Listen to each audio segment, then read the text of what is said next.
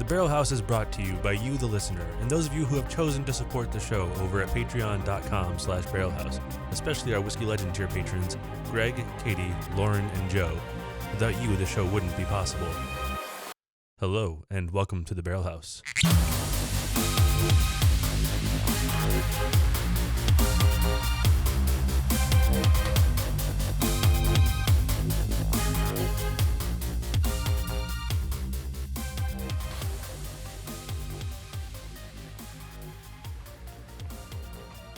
We're back. We're back. All right, welcome back. Welcome to the episode with the Barrel House.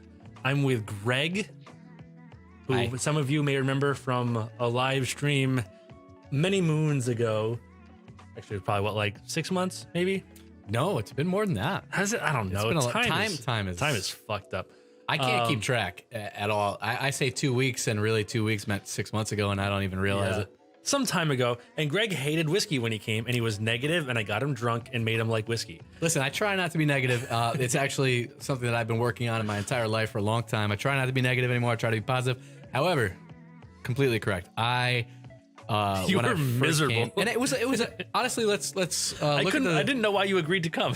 look at the time. The time it was about 9 months. It was about 9 months ago. Yeah, is when I was right. here. Yeah. And I did not like whiskey. I came in knowing I didn't like whiskey. It wasn't a surprise. I was like, man, maybe I'll like it. No, I knew I did not like whiskey. So I came in and I wanted to try, because I know this man's got a collection that's just absolutely insane. He's like the Jay Leno from Cars to whiskey. It's absolutely insane. The Jay Leno from Cars to whiskey. It's ridiculous. So I knew if there was one person that could try to figure it out for me, it would be Joe. So we sat down for an enormous amount of time. 3.5 hours. It was long. It was a long show. But it was a great night. I had a great time. Yeah, it was really fun. And we had a blast. But I tried 40 to 50. Everything gets blurry after about 20. They were real small pours, but it was a lot. I mean, you dumped a lot of them too. Small pours. Yeah, I dumped a good amount. This was full. Small pours. But if you think about it, hey, man, who does 30 shots in one night? That's not a thing. Well, me too, obviously. But here we are. I don't know if you saw my latest Barrel House edition to TikTok, where I did the I don't know, that chick who's like, oh, you think you're hard? Take a shot of tequila and don't make a face. And I did an 8 shot of whiskey that's 60% alcohol. Yeah, that sounds about right. And just had a refreshing afterwards. Yeah, that's you. I like that. That's you know what? Fuck off with your 1 shot of tequila. That's solid. I'm harder than that. 100%. So that was all right. So that was 9 months ago. I came in. I knew I didn't like it. We found a couple that I liked. I started real slow, baby steps, right? Dude, I even was mixing that shit with Coke to find a way to get you. I was trying to get you in. I was pulling every trick I had. I was really working. I think. Oh yeah. Honestly, I think you were the hardest of anybody I've converted to get on board. Well, if you think about it, like we talked about before, before we started, we talked about the fact that I have a sweet tooth. I like sweeter things. I like cake. I like anything like that. This isn't sweet. No. I mean, there are sweeter whiskeys, but none of them are sweet. Right. Yeah. So if you go from that aspect, of course I'll be hard. It'll be hard to get anybody that likes that to like this. However, you did it. You got me to like a couple of different ones that I was surprised of. Peat Monster. Number one, I was surprised by, because I was looking at Pete and I was like, man, that's not going to be good. My surprise moment was 3 days later when you started texting me pictures of bottles you were buying. Oh, absolutely. I was like, wow, I did a better job than I thought. Oh, 100%. I bought a bottle of Peat Monster. I bought a bottle of Monkey Shoulder. Right. Because those two kind of offset each other. They're different. Very different. Very but different. Also, both.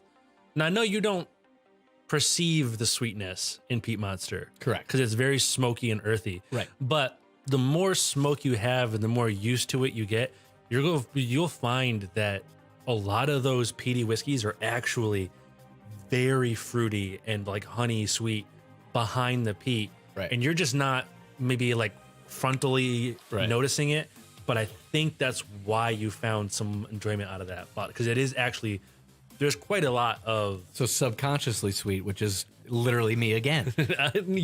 I'm whiskey. You're very forwardly sweet. I might, depends on the person. Okay. I mean, you've always been sweet to me, big guy. Hey, you know why.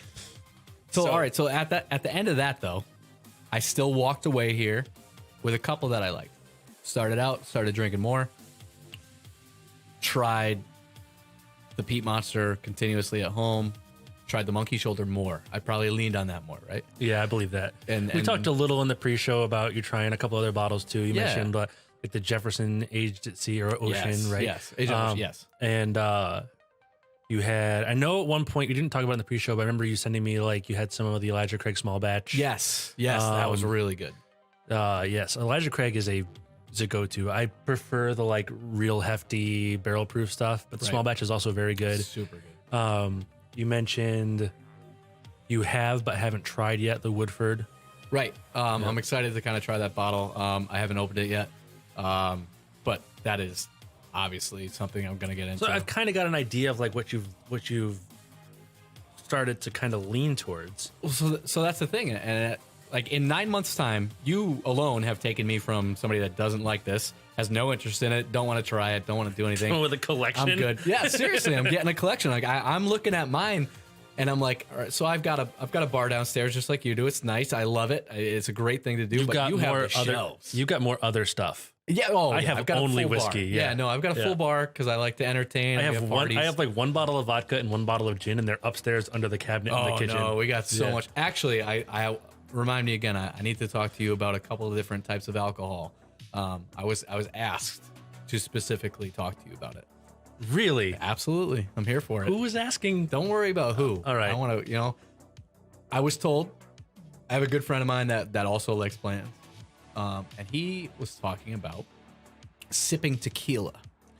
I personally do not like tequila.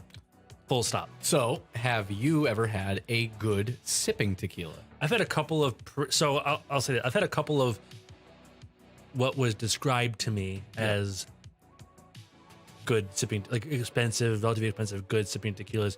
I do like its smoky cousin, mezcal. Okay. Because it is super smoky. Yep. And that gets me in the door. So that makes sense, right?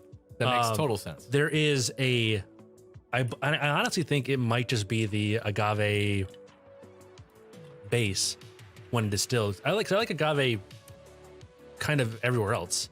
Okay. Where it shows up in cuisine and whatnot. Right. But there's something about, I think, the way it gets a little funky. You know, like that, like almost. That's what I'm looking for. It's like tangy. Yeah. No, Yeah, absolutely. that I That's fair. it doesn't. But that being said, like we talked about before, people who try to get you into something you're not into, oftentimes just try to feed you the one they like over and over. I've never had somebody who was like a huge tequila nerd with a bunch of bottles who's like, oh, so Try this. what do you not Right. like about this one? Try this one. Well, but also, So- I mean, how many people are like me, but don't have a U? So you just said the same thing. oh, tons. Right. So how many people go, I don't like bourbon, I don't like whiskey, I don't like scotch, but they don't have 7,000 bottles I've and a said friend it before, like, and I'll say it again. I've never brought somebody down here who didn't like whiskey. Right. That I didn't eventually convert. Well, no, that's good. I'm Maybe- 100%. I will get it done. That sounds like a cult. I'm working on it. Yeah. What's up, Risk? It's from the Cantina Cast Discord. Oh, awesome. Yeah, he's been like popping into the Barrel House channel a bit. Very cool. Happy to see him join us. So we're gonna open up your Here we go. taste a little bit here. Let's do it. We're gonna pry you open and see where we can get. If I had time for every time I heard that. Especially out of my mouth. Oh my God, yeah. So we're gonna grab a couple of proper Yep. tasting glasses here first. So while Joe's doing his thing, I want to tell everybody, I don't know, for the people that didn't see the first episode with me, how Joe and I know each other. Joe and I had the pleasure of working next to each other within a 3-foot distance most of the time, mostly within Greg has a 3-inch cardboard difference. cutout of me in my underwear in his house. That's not a lie. I'm not even going to say it's a lie because I do. But me and Joe worked with each other for almost a decade. I have since left, and we continuously maintain a friendship and conversation as always. Because we're both super messed up. Oh, That's yeah. the thing that keeps us together. Humor is what should keep the human race together. But me and you have some dark humor. It's not normal humor. No, but it's great humor, and it makes me laugh almost every day. We do talk almost every day. He's a great friend of mine. And I appreciate him asking me here for a second time because Well, I've said it before. I'll say it again. You're always welcome here. So, hey, I'll always come here. So that means two things. It definitely means two things, and they're both accurate. We had this last time. Okay. This is the Joseph Magnus triple finished, and you liked the story of this one. Absolutely, I remember that. This is the story of the man who had like guerrilla marketing in the 1800s. Yep. Right. That's my style. I like that. You did not care for it. Okay. Last time. So I want to tell you one thing before we get to step 2 because I know what step 2 is. I want to tell you something about my ability now to also tell people how to properly use their nose. Oh, good. I've been with a lot of people that have gone up like this. And I'm like, no. You gotta open your mouth. You gotta open that mouth and you gotta stick that bitch in there. But also, I'll have them go, all right, do it again, just like you did with me the first time. Do it with your mouth closed, take a good inhale and tell me and then do it with your mouth open. It's totally different. Massive difference. Totally different. Massive difference. And what you did really good is not saying something before I smelled it. You'd ask me, what I could pick up on. And then I would lead you a little once you gave what you had. And after I told a couple of my friends and family members to open your mouth and then take a really nice inhale, they would tell me, and I'd be like, that's exactly what I was already going to tell you. Right. It makes such a big difference. It does. It's the cheat code to getting started on this. Oh, absolutely. Oh, see, I can already see why I wouldn't like this one. So the only thing that I get when I actually smell that and I smell it nice is honestly like a methanol. Like I smell like an ethanol. So it's higher proof. You're definitely gonna get the ethanol. I have like a vinegar type deal. I have a little bit of honey, and a little like nutty, like. Okay, see a little nut. Like it's not like.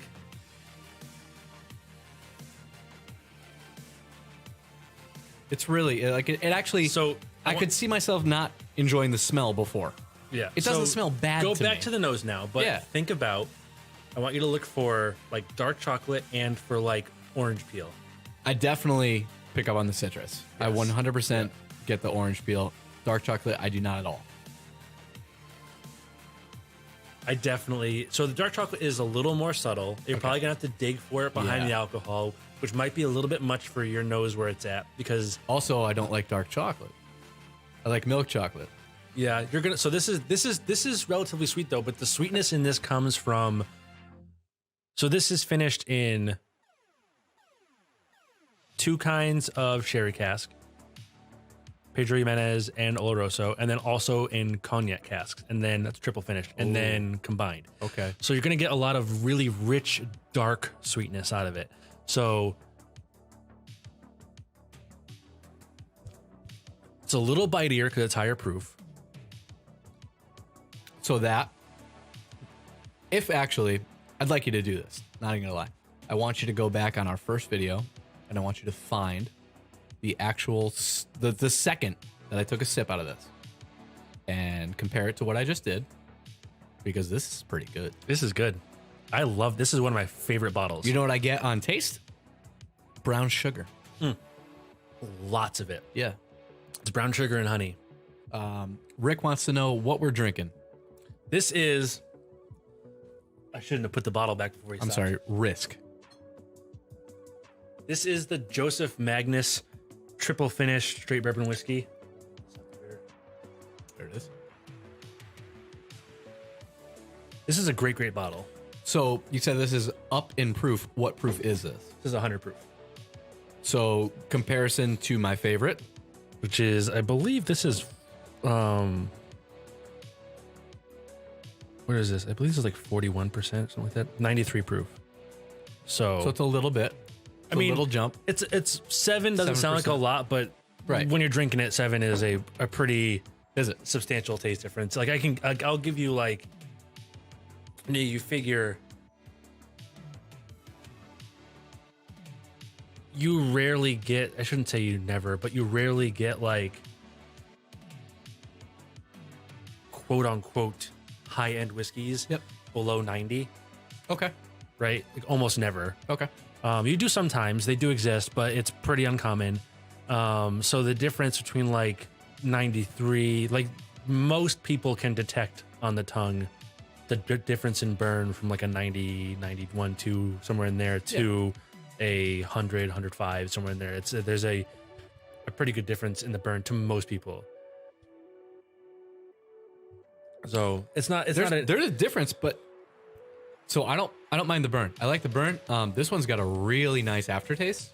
This is a terrific. It sits in the chest. It feels really nice. It tastes sweet. Tastes really good. This is a nice one. This is warm. It doesn't burn, Right. but it's warm. Right, that's great. That's this would be awesome around like a winter fire. Yes. This would be great. So Rick says, so it holds up to Blanton's then. It's different. So that's going to depend entirely on your taste. Yeah. To me, I would rather have this 10 times out of 10 over Blanton's. Blanton's, like we talked about this a little in like the pre-show before we got really started. Blanton's is a really great, and actually even before we got on mic, the way I put it is, if you were to take like a heat map of all the flavors that can come out of bourbon, right? And you had something like this that is very sweet and very citrusy and a little bit heavy on the wood.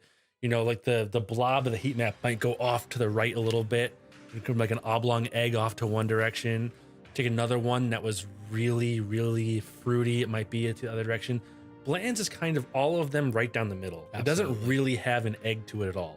It's a round, down the middle, very basic. There's a little bit of all of the stereotypical bourbon flavors, but it doesn't really lean anyway. It's very competent. It's very good. It's not exceptionally challenging or anything like that. So do you want my like absolute take on that type of thing? Because like, all right, so you're asking, does it hold up the Blanton's? Me personally, if I was to speak on that, it would be more of like a seasonal thing. Well, so here, let's try this for fair comparison, because you almost never drink it neat. I like all my drinks cold. Right. That's the only reason. You got a little bit of ice left in here, right? Yeah.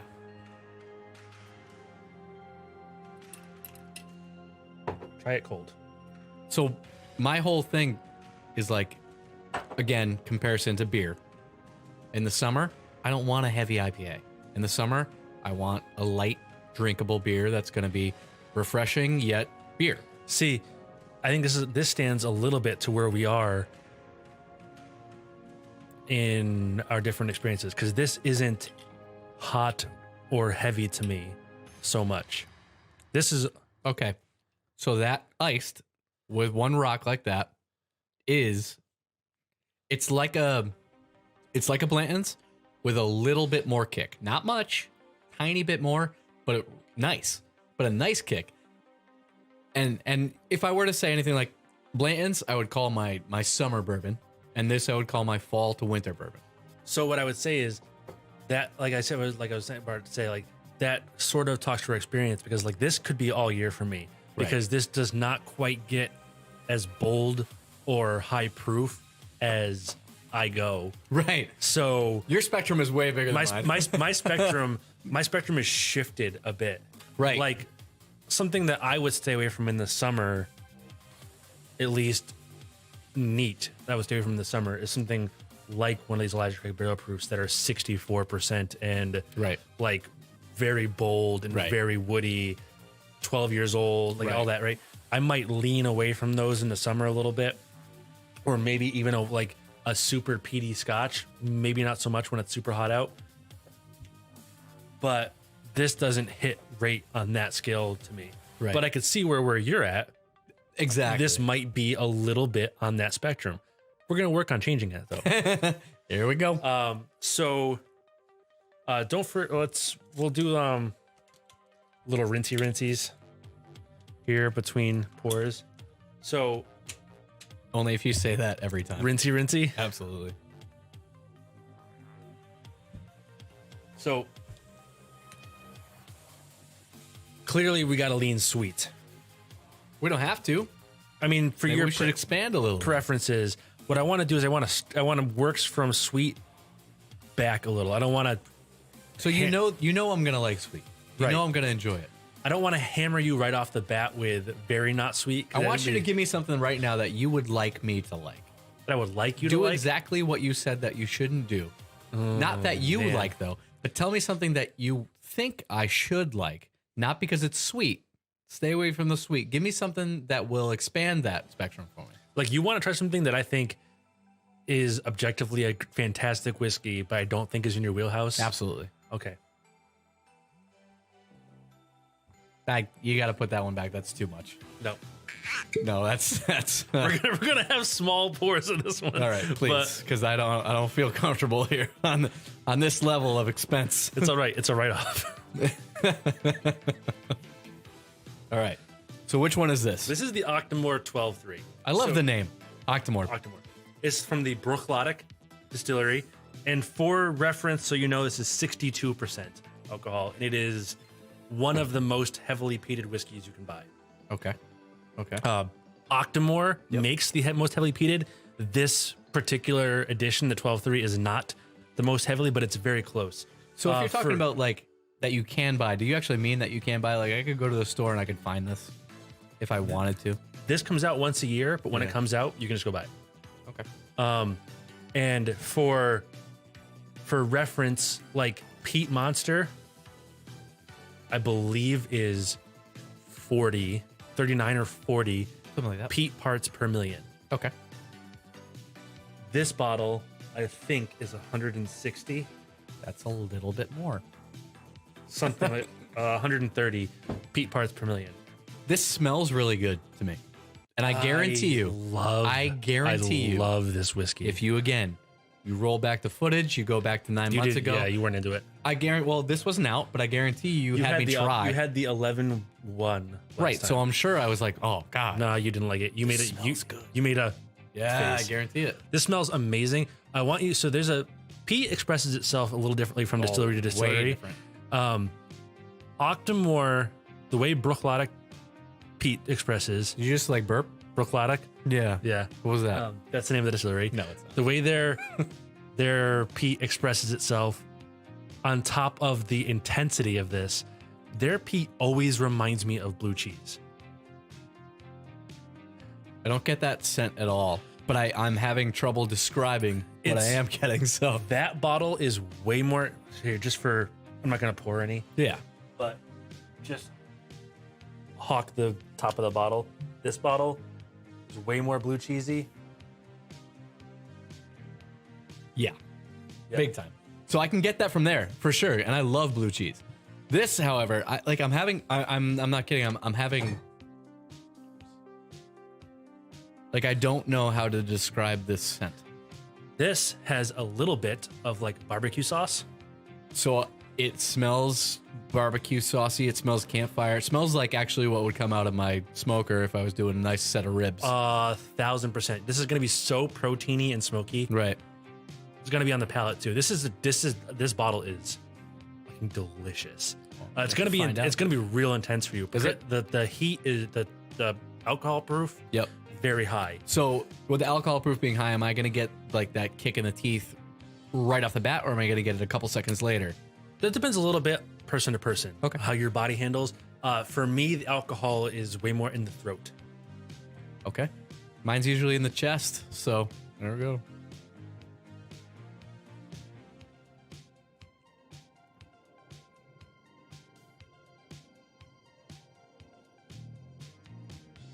Your eyes are watering a little, but you're Immediately went up to my sinuses. You know, like not. kind of go. Yeah. But But you're not like gagging like you did again, last time. I was going to say, roll back that footage. Wouldn't be able to do what I just did. That tastes good. This is delicious whiskey. But it's definitely got the fire to it. Definitely got the kick to it. But it tastes really good. This is Wow. This is just. I don't. So I did on my like year in review. When I wrapped up, I put my favorite Islay Scotch with this Artbeg Udoll, which I might actually have you try. You hated it last time, but if you're into this, you might be into that now. That's a step back from this a little bit. So that was really good. I get the aftertaste more than I get the foretaste. Yes. Oh, it definitely lingers. It's very oily, and it's definitely very much lingers. This lingers for minutes. Does it? You will have.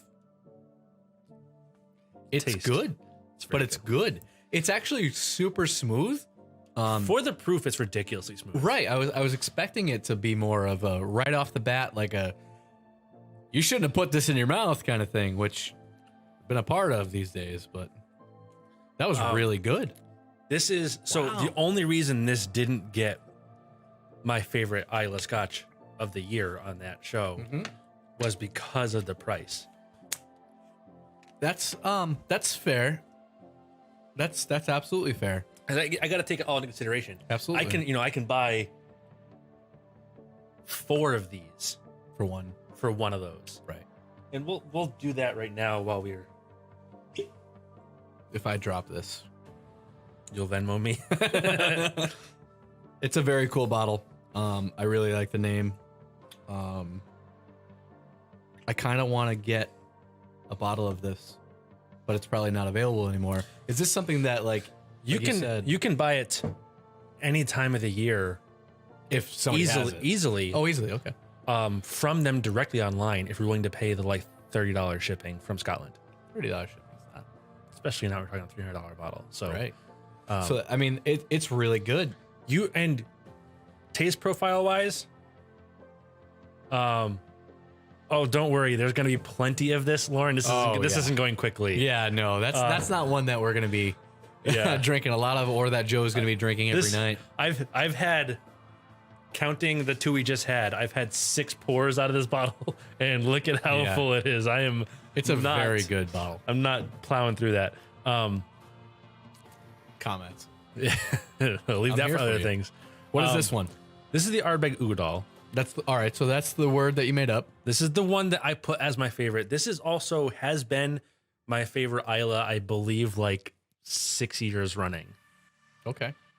And I find it to be a perfect balance of sweet and smoky. So it's like a sherry cask finished peated Scotch. It's very peaty. Again, smells good. Smells great to me. It's delicious. This smells great. I'll let you give some things, then I'll give you my notes and the official notes on it. You said 6 years too. I've had a hard time for the money. I've had a hard time beating this. So, all right, take money out of it. Money out of it, I go to this. Okay, fair enough. But I cannot.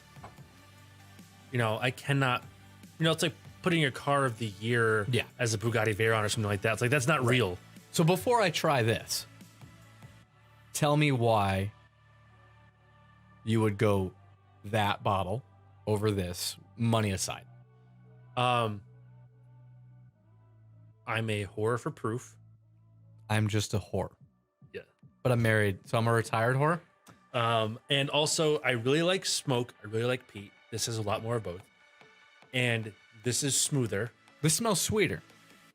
This is sweeter. This is sherry cask finish. This is not. This is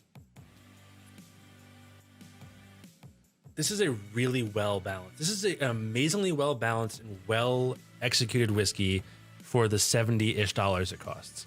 This is a $70 bottle? Yeah.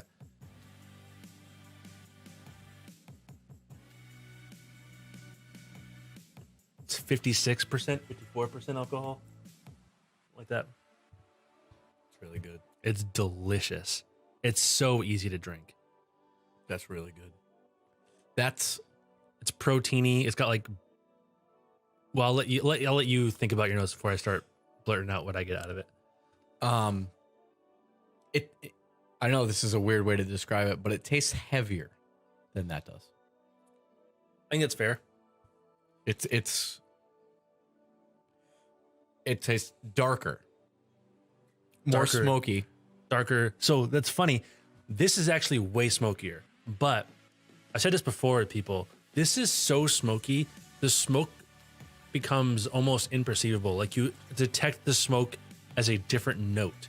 Right. It doesn't taste like smoke anymore. Well, it's almost like burning two different types of wood. That's like Yeah. burning a softwood, and this is like burning a hardwood. But they're both just burning peat. Absolutely. Right? But this is so smoky that it comes through like this one comes through a little more like meat. That one comes through a little more like blue cheese. But I definitely get the both. I get them both. This one tastes like smoke. Yeah, it does. It has smoke taste to it. Right. I think if it was much peatier, that smoke note would be harder to detect. But I think it's right on that line where you get like peak smoke before you get diminishing returns. It does. And it's but at the back end, super smooth. Doesn't kick me in the teeth and linger as hard as that one does. That's the alcohol percentage for sure. So that's all. that is. Or not all, but that's a huge element of it. Typically, higher proof means that there's going to be more alcohol oils left in the whiskey, and the oily, you see like legs, oftentimes, right? That coats the mouth, and that oftentimes is what contributes to how long the finish lasts. Understandable, right? This being higher proof and also very peaty, very oily. This, I'm not quite pretentious enough to do like the leg check on whiskey, right? We're not a vineyard, right? You do see some whiskey guys do that. It's not super common, but this is what we need to do. We need to do an episode of the vineyard. Just us two guys drinking wine. How do you feel about that? I'm not a big wine guy. Neither am I. That's the whole point. I wasn't a big whiskey guy until I came here. I mean, I'd do it. I would do a lot of things. You've done a lot of things. We've done a lot of things. We've done a lot of things. That was really good, though.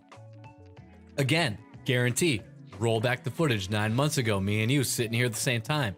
Guarantee you, I was like, ah. Yep. I mean, you went to almost every bottle down here. So that's going to be a long list. Now, I want to get this one before we get... Lauren will go. Lauren's a big wine person. She will go to the vineyard with us. Lauren, sure. I like wine too. I have a really nice vineyard right by my house. Think everybody should come. We'll all have a good day. I think me and Joe drinking wine just seems right. Yeah, we can convert Joe to wine. If Joe can convert you wine, can convert me to a lot of things. Right. We're gonna do this Woodford. That means also Tuesday. So which one's this? This is the Woodford Double Oaked. Double oaked. Okay. Which means, I think you're gonna like this a lot. So I have the Woodford small batch that I have not opened yet. So Woodford small batch, regular bourbon. It's distilled. It is put into a new oak barrel like bourbon is. It is aged. Okay. This is taken out of the barrel, moved into another new oak barrel. Okay. New oak. Okay. And aged some more. New oaked to new oak? Double oaked. So or could it be this previously used oak to new oak? Or does it matter? It would have to be new oak to previously used to still be bourbon. Okay. To be finished bourbon. Okay. Because it has to be called bourbon at all. It has to be aged in new oak. New oak. Gotcha. I'm pretty certain, I might be wrong, but I'm pretty certain Woodford Reserve does new oak to new oak. Okay. So let me ask you then. We're on the subject. I have a bottle of Woodford small batch that I have not opened. This is Woodford Double Oak. What is small batch compared to this? Small batch is younger, one barrel. Okay. I think it's lower proof. Single barrel, younger. It's going to be more aggressive. Yep. Just like a small toddler would be compared to Think of it as like the entry level Woodford. Okay. Right? But it's like... It's still delicious whiskey. Is it? Okay. Right. Okay, so think of it like the Elijah Craig small batch. Yep. Is like the baby brother to the barrel proof. Okay. Right. This is like a step up from the small batch in their hierarchy. Does not necessarily mean you will like it more. Some people do not like it more because it does add a lot of different flavors, whatever. Right. But it smells like honey. Some oats. This is a very sweet whiskey. Yeah, it's very. It's super sweet. Smells. Risk. I'm a big old fashioned fan in the summer. So not gonna lie to you, never have I ever had an old fashioned. I will make you one tonight. What is exactly an old fashioned, properly made. So, let's talk history. I like history. So the original cocktail was gin poured onto a sugar cube that had been muddled with a little bit of bitter and some fruit. Okay. That was the original cocktail. That was just called a cocktail. When you ordered a cocktail, that's what you get. that's what you got. Okay. That evolved. It went into different directions. Gin lost its popularity. Whiskey or bourbon became the popular American drink. As it should be. And the Sazerac became popular, and that drink continued to get more and more elaborate. It had a rinse of absinthe and a bunch of fruit in it and this and that. And then at some point in the late 1800s, people started ordering, and when bourbon was the popular drink, people just started, give me a cocktail the old-fashioned way, which was just sugar cube and bitters and maybe a little fruit. But bourbon was the popular alcohol at that point, so it got replaced then. Okay. So it was an old-fashioned. That's where the name came from. And that continued to evolve until it was like a bunch of fruit all muddled up, and then people were adding soda water, and it continued to be. And then that became like the mid-century old-fashioned, what you see on menus a lot of time. Yep. Continued to evolve, and then you got all these like fancy bullshit ones that are like a spear of this, and you get it, and you gotta like put it through a strainer to drink it. Traditional old-fashioned made with modern ingredients right now, the way I prefer to drink it is 2 bar spoons of simple syrup, because fuck a sugar cube, I don't want grains in my drink. Simple syrup is right. 2 bar spoons of simple syrup. Depending on your taste, 2 to 5 dashes of bitters. Okay. I also prefer orange bitters over Angostura, but 2 ounces of whiskey, stir it with ice. Done. So if I no water, no seltzer. That is if I go to a good bar, which is typically the only bars I go to these days, solid, good bar with a great bartender, good time. What kind of whiskey are they going to use?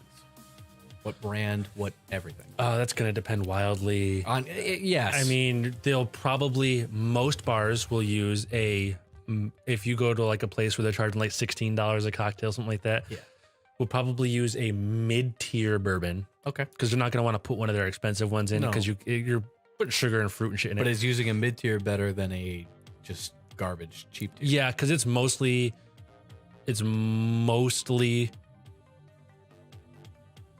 bourbon. So like the bourbon does make a difference. Big difference. Yeah, it seems like risk is pretty much on 2 ounce whiskey, quarter ounce. Okay, quarter ounce simple syrup, 6 dashes. Yeah. Bitters, yep. Yeah, okay. Angostura you can go a little heavier on. If you go with 6 dashes with like an orange bitters, they're gonna be very orangey. Okay. But I prefer orange bitters. Buffalo Trace or Knob Creek. I prefer to go with something a little bit higher proof than each of those, a little bit higher. Because I like a little bite to it, and then I will also orange peel. I will squeeze the orange peel over it. Yep. Through a match.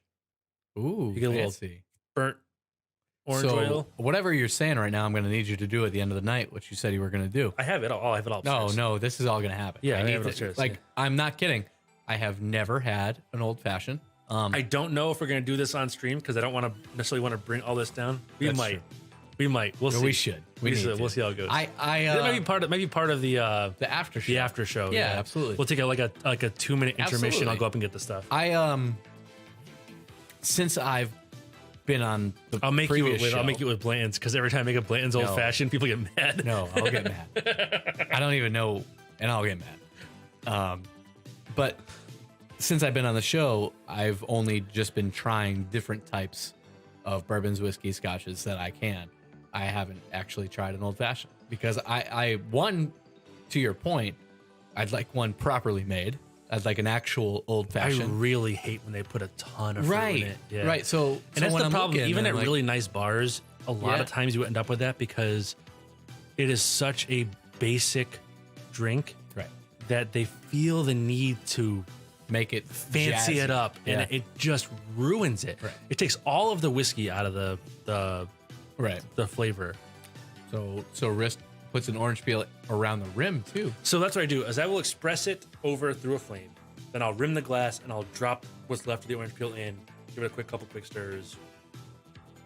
If I don't have matches, I will use a lighter. Yeah. Prefer to use matches because the lighter, depending on how shitty the lighter is, you might get a little butane-y. Oh, right. Yeah, but All right, I have so also. what do I a good have lighter. right here in front of me? This is the Woodford. This is double oaked. Yeah. Double oaked.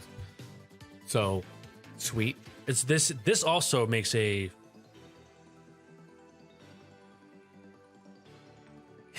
Risk says it triggers them when the orange still has meat on it or the drink has club soda. Yeah, I hate when they do that.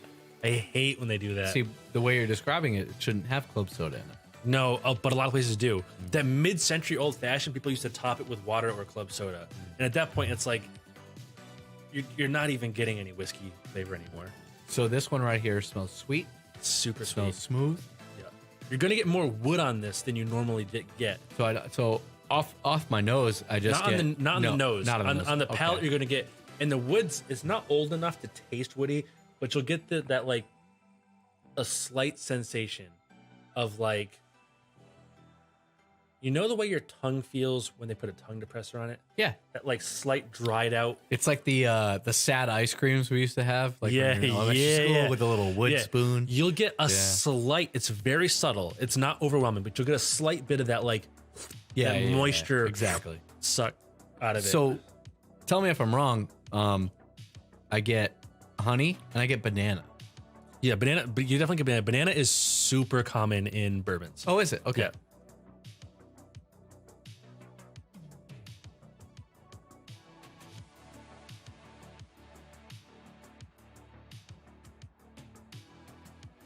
It's not my favorite, but it's not bad.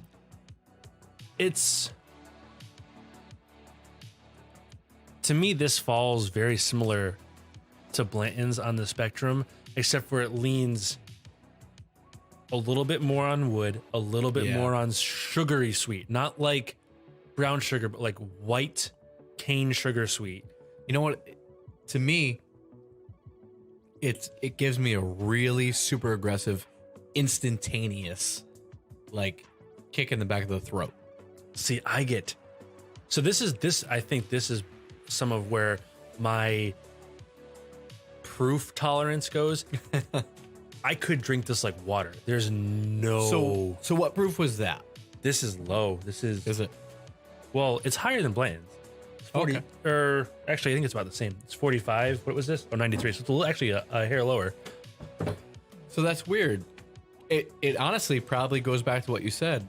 The double oaked. Like Yeah. I I think the wood yeah. character. Can you, without can try. too much, there's two bottles right next to each other I want you to try. Yep. There's one that says the Wise Man on it. Yep. And then there's one a couple over on the same outer layer, that purple label Huber Starlight. You see it? Yeah. So I have to take the B train down to 3rd Street. You want me to get it? I can, No, I got it. But like, You might have to unplug your headset to get it though, because it's a little bit of a walk. That one you can get. I think the Huber's is actually still. It's just barely, but it is still on camera. this one? Yep. Because there's, I don't know if you guys can see, but there's also a Hubert's single barrel right behind that one. Yeah, Because he's got 783 bottles. That is a great bottle, but it's 120 proof, and it is also a bit aggressive. It is also actually the only bottle I've ever gotten blueberries out of as a flavor note. So I don't like blueberries, but you said aggressive, and that sits with me. So we're gonna try that. Yeah, grab it, try it. I forgot to mention exactly when we started, when we were talking about the different bottles that I've tried and that I have and that I liked. I did get a bottle of Redemption small batch. And So Redemption's MGP. so I liked that, because I like the name. I think Redemption's a pretty badass name. It is I think a good name. I think it was like, man, you know what? It was a pretty, for me, it was a higher price bottle. It was about $90. Yeah, it was the like 9-year or something, right? Yeah. And it, so I bought it, and it was really good. I really liked it. So that's another one that I've had and tried. So Redemption's MGP, and we talked a little bit about MGP last time. I don't remember much of that discussion at all, because I threw a lot of information at you last time. You threw so much information at me last time that I sat back and went, I don't know if I should get into this. Yeah, I know. Well, you were asking a lot of questions, and I was feeding you a lot of answers. I like knowledge and information. I know that you are the exact same way that I am.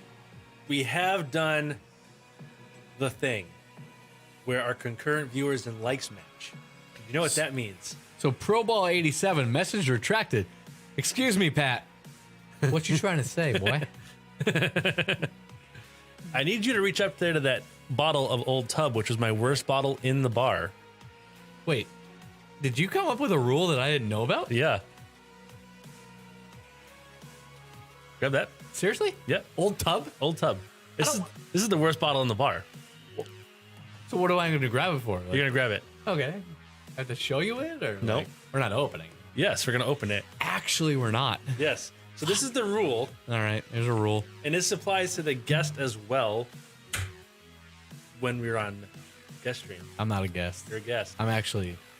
When concurrent viewers and likes match, Okay. we have to do a bottle rip Right off the bottle. right off the bottle Sending it. I'm in. I don't care. of Old Tub, which tastes like Band-Aids and sadness. cherry NyQuil and sulfur. Oh, God. Thanks, Pat. It smells like cherry NyQuil and sulfur too.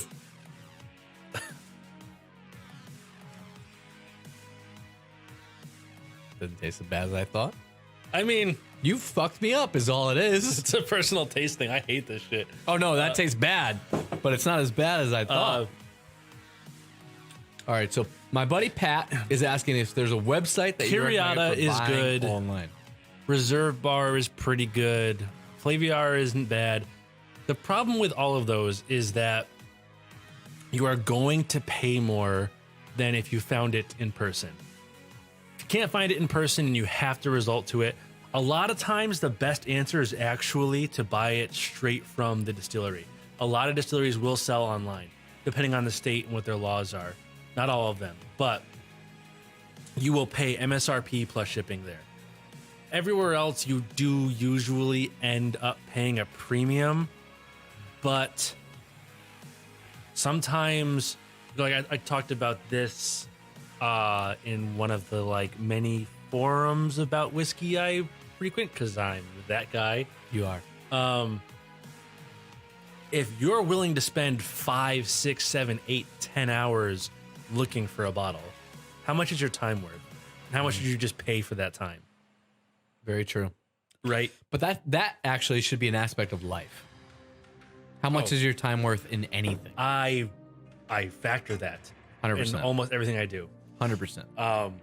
So if you really want it and you can't find it locally and you can find it online and you're going to pay $20, $30 premium instead of driving 3 hours or continuing to look, Well worth it. just do it. Just do it.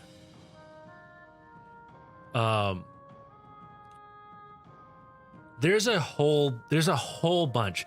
I would stay away from Sip Whiskey and any that website and any place. If you look at, I can't remember the name, but if you look at the very bottom where it has like the registrar and shit for Sip Whiskey, any place that shares with a common parent company, I know people who have bought bottles and they haven't shown up for like 9, 10, 11 months and then just show up or never show up. I wouldn't mess with them. Right. And unfortunately, that company has a ton of websites. If you just search, Google search buy whiskey online, like the first like 25 places are all Owned by the same parent. same by the same, and they're all very sketchy. So it's pretty tough.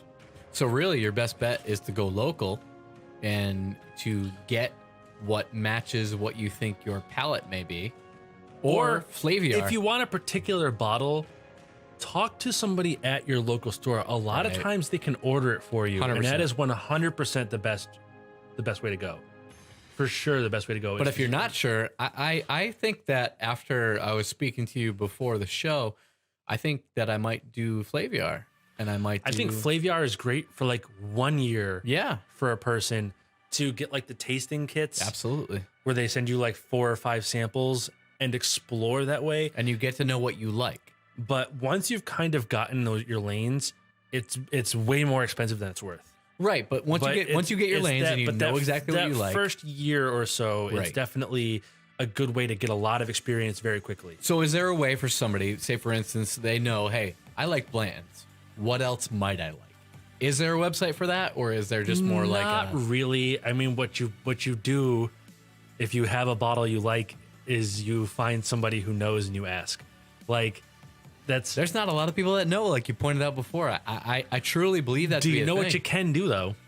I don't know what you can do. You can reach out on Instagram or at barrelhousepodcast@gmail.com and I can help you with that. I've done that for a few people. So you'll actually personally talk to them? I have. What if you forward it to me and I just like send them random pictures that I feel like sending dick them? pics? It might be. I mean, I haven't done that. I have actually had quite a few people reach out about recommendations, and I feel like that's good. I've really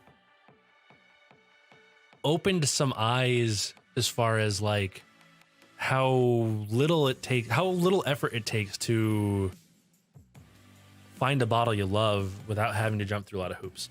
Absolutely. A lot of people think I like this bottle, right, and I can't find this bottle, well, I'm fucked. But it's not that. It's not that. No, there's a lot that you could look at and you can go like, well, for instance, like you said, my favorite's Blanton's. You know I like Blanton's. Well, I'll probably like the Eagle Rare. Bad thing right now is both of them are kind of hard to get. Yeah, and I'll give you some Eagle Rare to see what you think of it. All right. But what do I have in front of me again?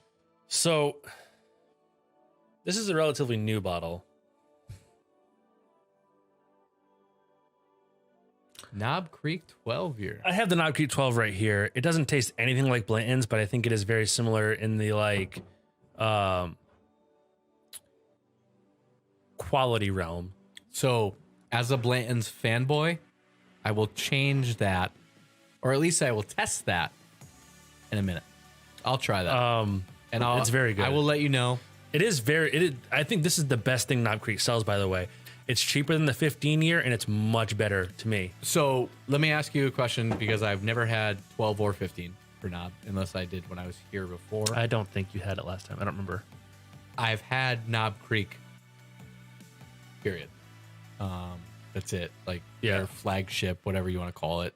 The regular standard. Yeah. I don't know what that is compared to that.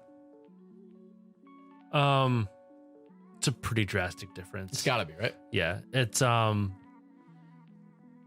we can dig into that when we taste this. All right, so we have the Wiseman. This is Kentucky Owl Wiseman. This is a relatively new bottle. I was fairly unimpressed with it because I find it to be very simple. It smells sweet again. It smells really nice, actually. It smells great. I think you're gonna find this. I'm gonna put it this way. I'm curious. It smells like honey. It smells like Honey Nut Cheerios. It smells like a bowl of Honey Nut Cheerios. Yeah, I mean, it definitely has that. It's got the cereal graininess. It's honey sweet, a little brown sugar sweet. There's almost no barrel to it. Kentucky Owl has a huge pedigree of making fantastic whiskey. So you think I'll like this? But their master distiller, who was the last of the family that started the company before they got bought, retired. This is their first release without him. I don't know if he had any hand on this at all or not. It doesn't seem like it. This is like a $40 bottle. I think it's relatively available. It seems very down center home plate bourbon. So from your comparison before, that's kind of like a Blanton's. So it does not taste just like Blanton's, but I think you will find this. This has more of a scent than Blanton's does. Oh, it's definitely got more nose. Way more. What I was thinking is, so one of the things we talked about is you wanted something that you could just get your hands on that wasn't Blanton's. Yeah, I would. I would like to drink at whatever day. I don't think like. Actually, give me this. Sure. I didn't do anything to it. What is it? What is he doing? Guys, what is he doing? Turn around. Like all the way around. I'm all the way around.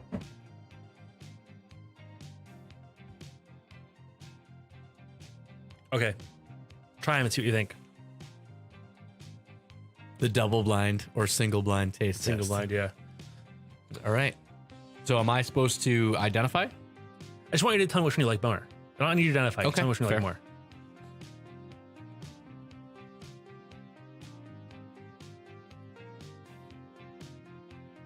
I know which one is which already. Which one is which? This is Blanton's. You think so? 100%. This one is Blanton's. This one is not. This one is Blanton's only because of the smell. Because this smells so much sweeter. But that's only off the nose. Give me the taste. I might be wrong.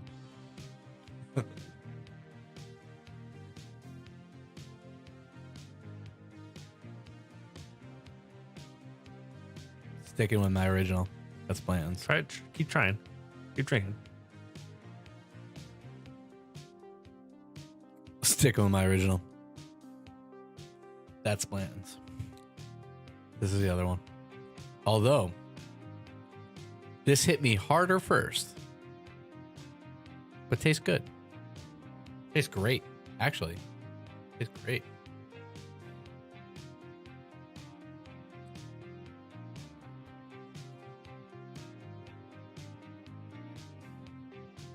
Tastes great. Hold on.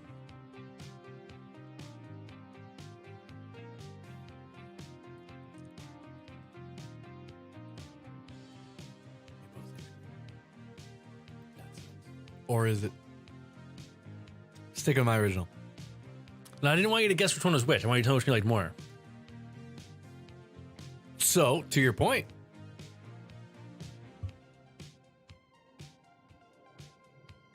I'd say I'd like this one more. 5%, 10%. 10% maximum. That's maximum. I don't think there's a massive difference. I think that both of them are very similar. Smoother, for sure. Sweeter on the nose, but kicks you in the chest. Or kicks me in the chest, not maybe This you. one, yeah. So you are right. Right. They do not smell alike, really, to me. No, not at all. Right, you get that? So you smell the I Blanton's. smell an empty glass. And I can tell you. Correct, but you smell honey, and you smell like maybe like a But I note. find them both to be very, like, I feel like round is such an overused term, but neither one of them stands out as special to me in a direction. So if I was gonna go with like a special, I would actually say that the Wise Man. This one does lean a little bit more in a direction, but it's not a lot.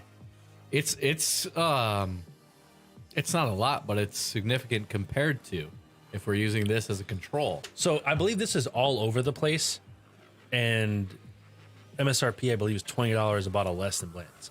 Really? Now, you asked me if there was something that you could drink instead of Bland's. I figured this might be your close. That's close. Your, That's really your close. Your close Blander. So that's something that I could go and probably. This just came pick out, up. so it might not be everywhere yet. Okay. But it's supposed to be a wide release. So that just came out. Just came out. Really? The first bottling of this just came out 3 weeks ago. New distillery or from a different company? Same old distillery, same company, but this product line didn't exist previously. They only did the Kentucky Owl straight bourbon before. Okay. This is their first like other. It's gotten pretty mixed reviews as being like a little plain, but That doesn't taste plain to me. that's whiskey people who've drinking a ton of whiskey, and like we talked about, the more Does that taste plain to you? little Does it? Okay. the more whiskey you have, that like The spectrum just shifts. the spectrum continues to climb, Right. right? So when? All right. That being said, when's the last time you've had a Jack Daniels? Any Jack Daniels or regular Jack No, Daniels? Jack Daniels. I don't even Regular. remember. Right. I honestly, even when I was new to whiskey, didn't like Jack Daniels. Fair. We'll use this glass. This is that Huber Starlight. Before we do that, I'm gonna leave you alone for a minute. Gotta pee? Yeah, All right, go ahead. I'll be back.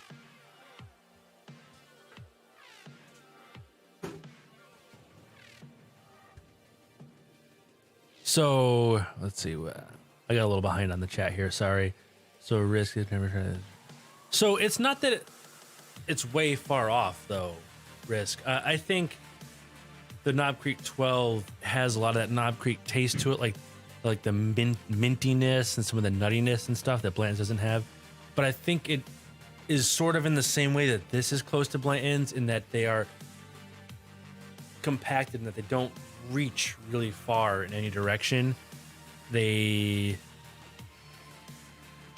stay relatively close to home plate for bourbon.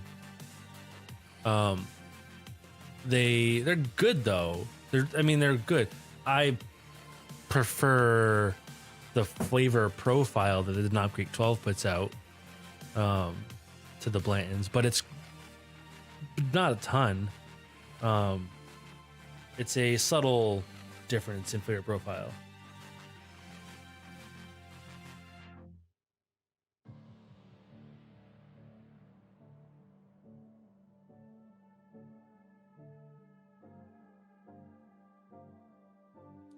Yeah, like a good basic standard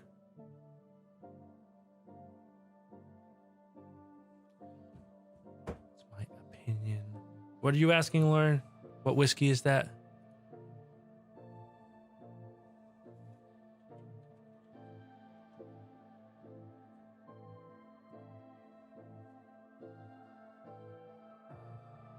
I don't know if Bellis? I don't know if I've had Bellis. I'm looking right now. No, I haven't had that. I've seen it. It's when it comes in the little wooden barrel. I haven't had it though. It looks, the little barrel looks gimmicky to me, so I haven't tried it. But I've seen it.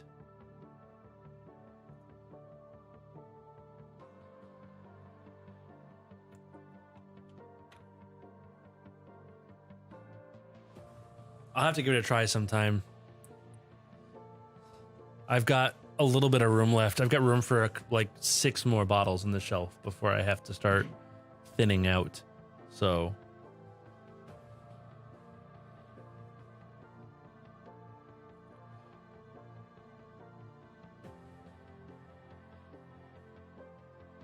it's for beginners like you. See, those are the ones that I struggle with, the beginner ones, because they feel very easy to me.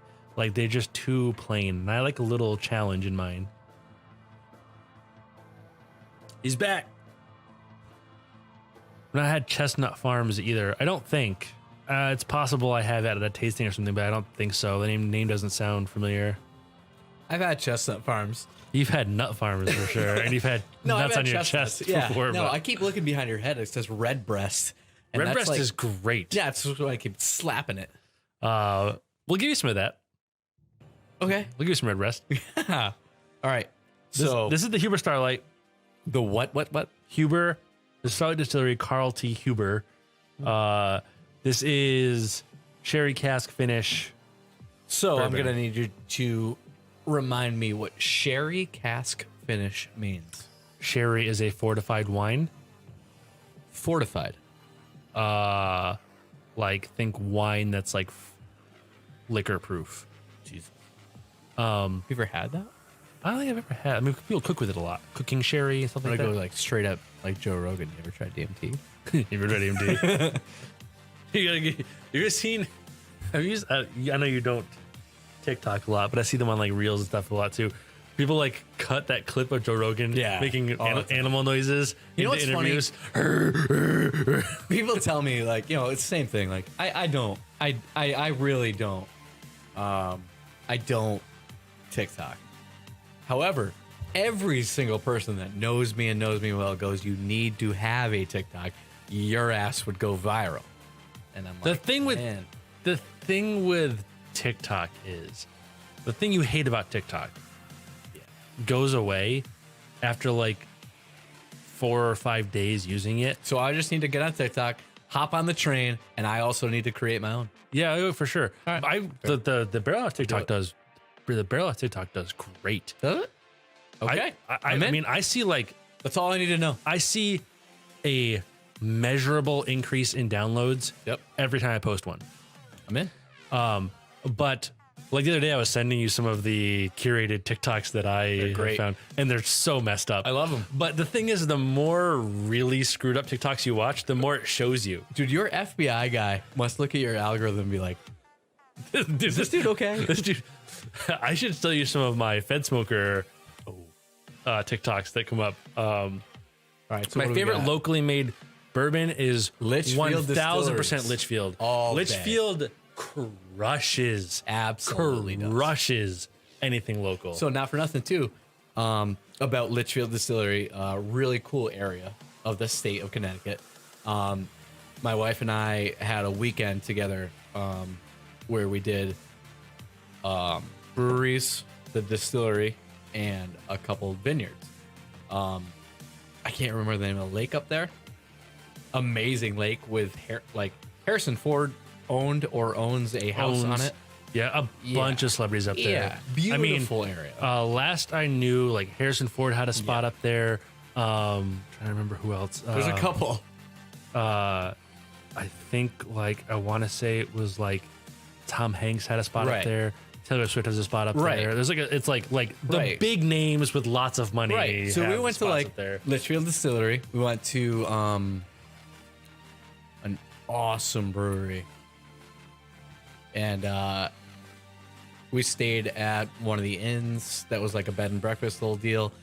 Awesome time. Like if you want to experience that like upper left-hand corner type deal of the state. For me, it's awesome. a 12-minute drive. Right, cool. No, go fuck yourself. Yeah, it's a 12-minute drive for me. But it's also, you know what? Have you been to, it's whiskey, it's not moonshine. Have you been, though, to Full Moonshine? Yeah. One of my favorite spots. Yeah. It's a mile down the road. I've walked. So next time I want to go, I'm going to park here and I'm going to have you like piggyback me there. So I grew up with that family. Their kids went to school. Their kids went to school. Yeah. And they like know me. They know my friends. Whatever. Oh, cool. And we went. I remember not too many. Oh, Pat knows who Fed Smoker is. Keep feathering it, brother. My man. There we go. Yeah. There we go. Gotta follow Proto, bro. Shout out to Pat. Supposed to be here tonight. Couldn't make it. Still love you. Appreciate you. Dude, Fed Smoker's the best. Yep. Dude, every single one of his clips is horribly disturbing, and I cannot get over how much I love them. The one where he rips his own tooth out with a pocket knife in his front seat of his fake police cruiser is... Did he really do it? Top tier, yeah. For real? Yeah. I couldn't watch it. He just goes, and he just pries a front tooth out with a knife, dude. I could not watch that. Dude, I'll show it to you later. All right, deal. I'll show it All to you right, later. so what's in front of me right now? Let's go see something else first before we did that. This is it right here. All right. This is... So, this distillery has been around for a little while, but I had... this one is the first I've had from them. I had it this year. Okay. Just wasn't able to get it here, and I was shocked at how good this was. It's so good. we didn't have that yet. No, I had this yet. So we're only drinking this We're one. having this one first. Okay. I just got this bottle. This is their sherry cask finished. Yes. These are both just delicious, well executed, smaller distilleries. So I smell cherry with Cherry, a C. Yeah. Cherry. So when you have I'm gonna give you a little nose note on sherry cask. I love it when you give me nose notes. I love giving you nose notes. Sherry often shows up on the nose as a little bit of like mustiness, almost like an attic. I don't smell that at all. I mean, give it a little. It's like a dampness. It's not super strong. Okay, It's all not right. super strong because it's finished. It's not Okay. aged in, but it's I there. agree. You get this like I get that. Like At the end, like right? At the, yep. right. It's like an old blanket. Yes, that you take out of a chest. And Yeah, you- same kind of thing, right? Yep, I get Sherry that. kind of shows up like that a little bit, Yep. and this is just sherry. Oftentimes on the palate will show up a little nutty and kind of sweet. It smells exactly like you just explained. It smells great. This is just such a well executed bourbon. Whoa. They're higher proof, both of them. Oh my god. The next one's much higher proof than this. Holy crap. First one you got me on. What's funny is Woo! I don't get any alcohol in that. That's all I got. I'm broken. I told you. That's all I got. These are just delicious. Woo! Oh my god. We'll hit you with this one. That was only 108 or 102 proof. This one's 120. This one, I did one of my barrel house TikToks where I did like a 6-ounce shot with this. Of that? Of this, yeah. I actually think I've seen that clip. This one's Dude, that one hits. Oh my god. take smaller All sips. right. Yeah, I'm gonna. We're gonna do smaller sips. I'm gonna. Yeah. You took a pretty aggressive sip on that one. I didn't think it was that aggressive. It smelled great. That one was aggressive. I'm gonna need a minute. I'm taking a minute. Woo! I can't wait to show you Fed Smoker ripping his own tooth out with a pocket knife. I can't stand that. I don't think I'll be able to look. I really don't. It's I am, pretty. It's hard to watch. I'm a little girl when it comes to that stuff. We'll fix that. Can't fix that. Yeah, we can. No. Oh, I got like that one hurt. 3 or 4 more I want to put you through off the top of my head, and then any you have any questions about, and then we'll wrap up with some post-show old fashions and. You want another water? I do. If you have one, that would be excellent. I do want to take the time out right now to shout out to our sponsor, Empty Dump Can. All right, I was just gonna say we don't have a sponsor because this show is entirely supported by the fine people over at Patreon.com. Oh, it broke again! God damn it! Anyway, Honestly, if there's anybody could take a second out, join the Patreon, jump on the Barrel House Patreon. It is well worth it. This guy knows his stuff more than anybody I've ever known. Well worth supporting. If you can do anything at all, $1 a month, it'd be awesome. I personally support. Greg gets his name right at the top of every episode because he's a whiskey legend. I do. It's just because I believe in what Joe's doing. I really like what he's doing, and I hope he continues it. And I'd like to be a part of being able for him to continue it. Everybody else should do. That's at patreon.com/barrelhouse. And you'll get, depending on which tier you sub to, you will get early access to content. You'll get exclusive videos. You will even get, if you really want to go big, you can get private tastings. I mean, there is a whole slew of things available to you, and all of it helps keep this. I'm going to happening. remind everybody, too, that in 9 months' time, this man took me from literally hating everything you see to enjoying most of everything you see. And it's actually really nice. And you know, you want to talk about it from a life perspective. Bourbon, whiskey, scotch is a great way to end a great night with the people you love and care about. It's a nice time to sit and relax. Everybody's unwinding. It's really nice to be able to take just one drink and have it at the end of the night and really enjoy it with the people that you care about. And I've had a few people reach out who were able to like feel a little smarter or fit in a little better at like work events and stuff because they had a little bit of that knowledge that they could interject in some of those conversations that maybe they weren't familiar with before. Absolutely. Like I was saying before, like we went from me not liking this to me being the guy that my friends People are ask. saying, hey, what do you think I might like? And exactly to your point, I don't push what I like. I go, I think you'll like this. Why don't you try that? I spend a lot of time talking about how to properly nose, how to properly taste, and I try to teach you how to properly convert people. Right. Speaking of which, tread lightly. This is very high proof. All right. I'm going to take a small sip. Yes. This might be the first one for the dump glass. I think it might be because it's pretty hot. It's so well made though.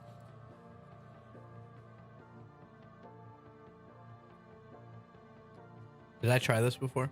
No. All right. That's too bad. Because I guarantee, like, I would have been like, Oh, you would have grimaced like a motherfucker Yeah. at this before, for sure. It's high proof.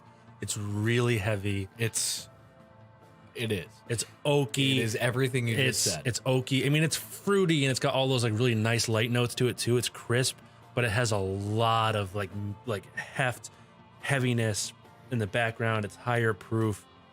This one is, that's a rough one. It's 120 proof. Like this is probably one that I would say, actually, how much do you have enough left there? If I put another ice cube in this, I'm gonna dump this water out. First thing in the dump glass, Water. water. Hey, that's a great night. Fucking water. I like that. I bet with a nice big ice cube rock, swirl this around a little bit, get it to temp. I bet I like this a little more. And I don't even mind this as is. It's really not bad. It's just a little bit more aggressive. By the way, I don't know if Lauren is, I think she's probably still here. I don't know if that looks familiar, Lauren, but it should. I'm not sure what kind of glass I'm drinking this out of. Oh, wait. It says the Barrel House on it. I know exactly which one. It's a very sexy glass is what it is. Probably the best glass. Because So it says the Barrel House It's on the it. best glass in here. Nothing Not but the gonna best for lie. my guests. I should have worn my Barrel House podcast sweatshirt. It's all right. I repped for the show. Oh, it's fine. But you can also get your own Barrel House podcast sweatshirt at barrelhousepodcast.com/merch. And actually, the sweatshirt's super comfortable. Actually, I And wear my it's very sweatshirt. cool. I wear my hoodie. I have 2 Barrel House hoodies and I wear them constantly. I wore mine in Vermont last year skiing, and 2 people asked me about it. So. Random people. And I said, hey, check out my boy Joe. I at mean, Barrel if you House have to Podcast. choose between the hoodie or the Patreon, go Patreon. Because I get like 60 cents out of those clothing. But if you don't have purchases. to choose, But if you don't have to because you have choose- disposable income, So, but both. also, if you just really want a hoodie and you're gonna buy one anyways, buy the Barrel House one. They're super comfortable, Actually, and repping the show is. I can literally Yeah, I- 100% I agree with that. wear mine all the time. Yeah. They're great. accurate. And then they said, hey, I've seen you on that show. I go, yes, you have. Yes, you have. It's not all you've seen. It's true. Join my OnlyFans, onlyfans.com/GregKiss. That's a lie. Remember when we had long conversations about starting an OnlyFans together where we just cleaned things? We were still working together at that point. It's pretty good. It's just a Oh, there it is. I mean, it's high Aggressive, proof. yeah. It's aggressive. You need to be ready for high proof, but it is a Yeah. like. Without the rock, I would not enjoy it as much. I wish I had a bottle of their They do make this non-cask strength. Okay. I think it's around like 45 proof. I wish I had a bottle because I think you would really like that a lot. I could see that. Excuse me. You know me. I like my whiskey about as high proof as I can get it. So, speaking of that, how do you think we worked together for so long without getting terminated? I don't know. I don't know how that happened because, boy, the things we did. We're not Yeah. going to talk about them because I still work there. We had a great time. We had a great We time. had a great time. And honestly, not the worst company in the world to work for. No, I love it. I mean, I love my job. Company wise, not the worst. Like location wise, one of the best. I guarantee it. We have some really good people that are still You want with to try you. this? You want to try this? Where are you got a glass that's rinsed? Both those.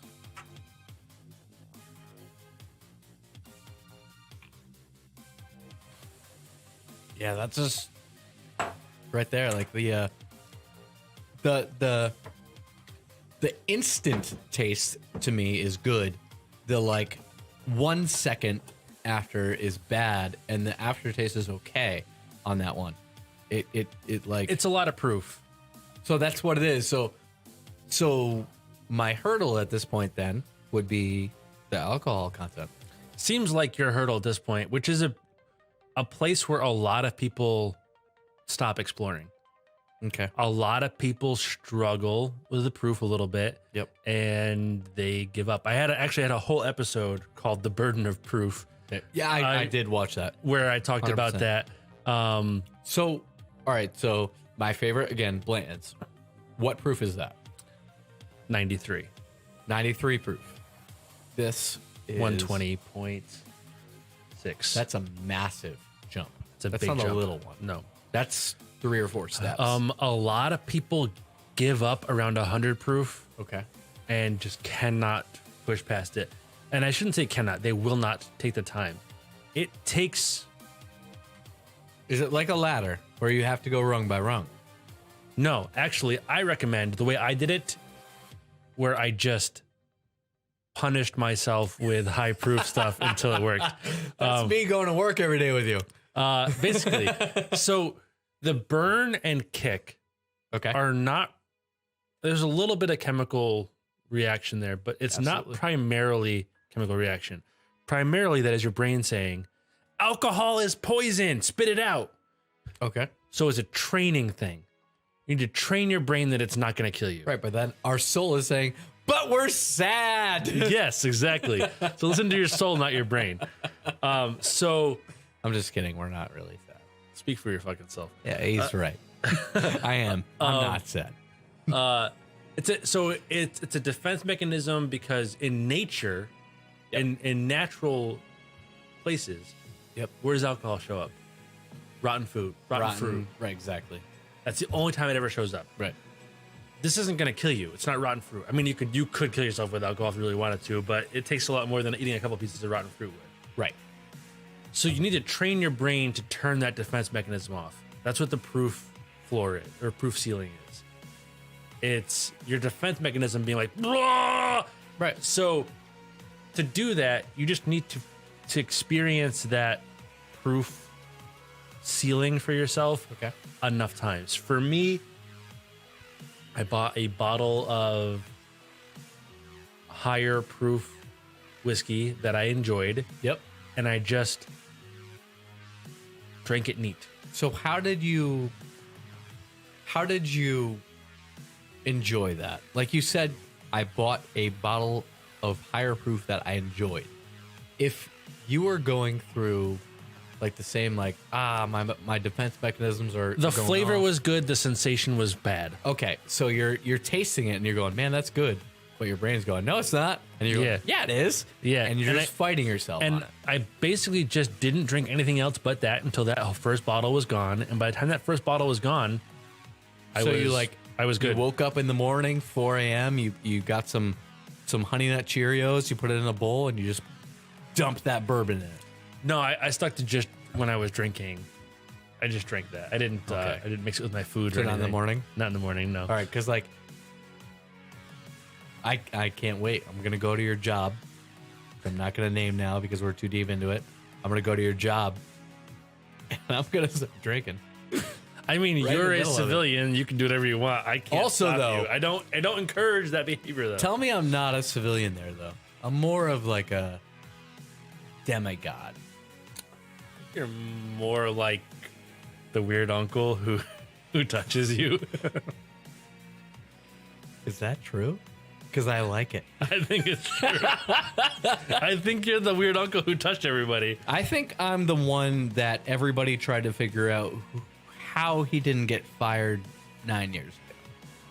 I think there's a couple people who land there for different reasons. No, absolutely not. I think there's maybe two, and we're sitting drinking bourbon. All right.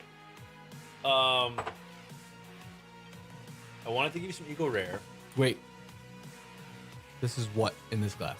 This is the not Knob this, Creek sorry. 12.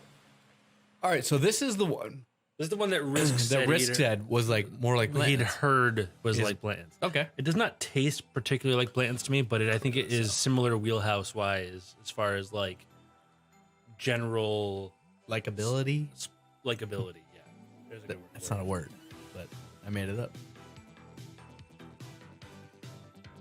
Okay, so right off the nose, it does not smell exactly like, but it is closest to. It's got some mintiness to it.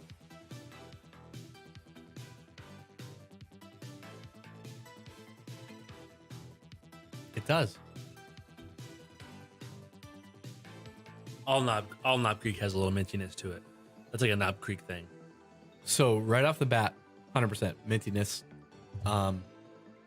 The difference, I would say, in Knob 12 and Blanton's is the 10 to 30 second aftertaste that does not exist with Blanton's. Yeah, well, it's higher proof. Yeah, this is. Yeah, it's 100 proof. Oh, okay. So that's It's like right on that line where people start to have a hard time. exactly where I am, huh? Okay. So all right. So you've brought me from phase 1 to phase 2, and now you're trying to bring me from phase 2 to phase 3. I'm working on it. I'm Right. trying to eke you into phase 3. Yeah, but you're like phase 5. I don't even know if phase I'm on. Sure. You're not on phase. All right. I'm on phase.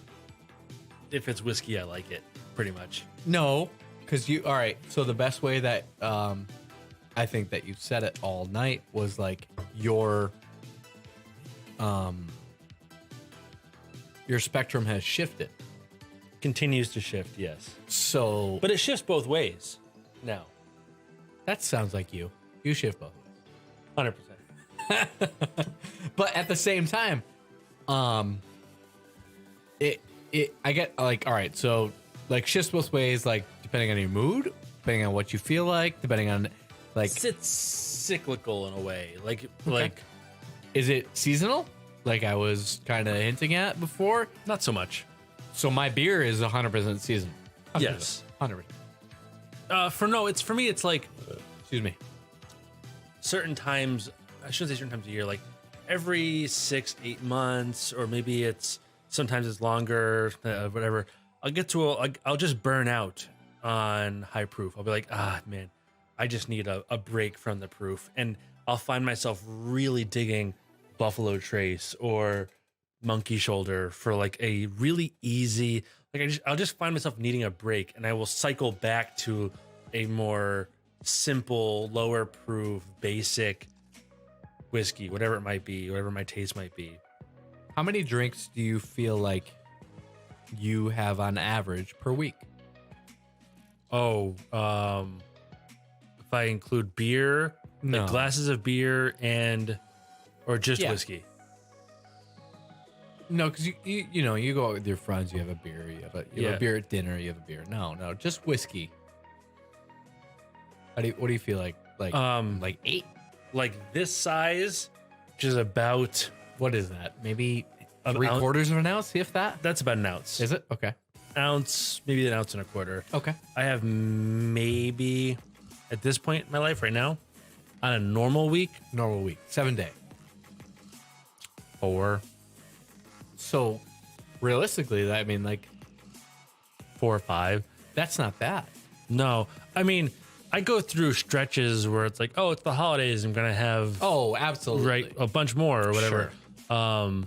And maybe like a week I'm gonna record, and where I'm doing notes on a whiskey, I'll have a couple extra pours, something like that. So let me ask you that. All right. So say you're doing notes on Redbreast, which is my favorite notes, just slapping them hard.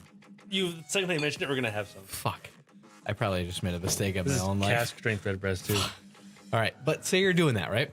Do you have 2, 3, 4 days / nights of a couple of drinks of that to No. kind of like, To do notes, Yeah. I will pour 2 ounces and I'll write the notes down that I get out of it. Okay. And then one more time before the show, I'll do it again just to make sure the day I did the notes. Actually, what I will typically do is like one time before the show, I will sit down, I'll have a glass, I'll take some notes down, like some real like general notes. Yep. And then when I do the show, I'll pour a glass and I will add to those notes while I'm recording. That way, like, because the notes do change pretty dramatically if you've had, depending on what you've eaten or drank beforehand. No, I don't mean just alcohol wise, but like if you had a Coke beforehand, Right. like that, it'll affect your palate for the whole day. Okay. So Good way to clear that though is like water oyster crackers. Is that you want to reset to your neutral. So you reset your nose. If your nose gets burnt out, your skin? sniff your skin. Right. Typically, your elbow is the best because it doesn't have anything on it normally. Oh, cool. Your hands might. Right. Your elbow probably clean. Your palate, whatever you normally drink is best. Like for me, I typically do black coffee to reset my palate because I drink a shitload of coffee. And so you like it black? water or black coffee resets me pretty well. Gotcha. You don't want to do it with tea normally because that's way more flavorful, right? Yep. Unless you drink a shitload of tea all the time And you're used to it. and you're very acclimated to it, then that's a good reset. Okay. So when I record, I'll have the notes I already took in front of me, and I'll have the glass, and I'll just kind of go back and forth between them as I drink and sniff to kind of get notes down. But I might also have the normal couple ounces during the week that I usually have. I try to keep my drinking to like Thursday, Friday, Saturday, Sunday. Fair. Primarily because one, I don't want to become overly acclimated to anything. Correct. And two, I don't want to drink 5 or 6 days a week and get a problem. 100%. Right? I know a lot of people, especially like, you're in forums or you watch enough whiskey YouTube, whiskey tube and stuff. A lot of sad real quick. A lot of people who don't necessarily have emotional problems, and they're just really into the hobby. Yeah. But they have 2 or 3 pours a night, and pretty soon there's a dependency grows. I like to have at least 3 days a week, just Of nothing. no alcohol consumption. At That's least. good. That's fair. I try to go with 4 days a week. Yeah. Most weeks, just keep it clean. That way I don't have to worry about it. Now, are you still going out with your buddies to down the Yep. street? And that's great too. Like that's different too. At the same time, that's socialization. And that's one night a beer. week. And that's beer. One night a week it's beer. We usually Yeah. get a pitcher. It's like 2 Right. beers a piece. That's Either a way, pretty though. reasonable. But that's like you said, that's reasonable. That's right. That's good. It's funny. People used to attack me for having a bar in the basement. You would not believe how many people see this Yeah. and immediately assume alcoholic. Right. This, I'm going to admit, though, 100%. this is really aggressive.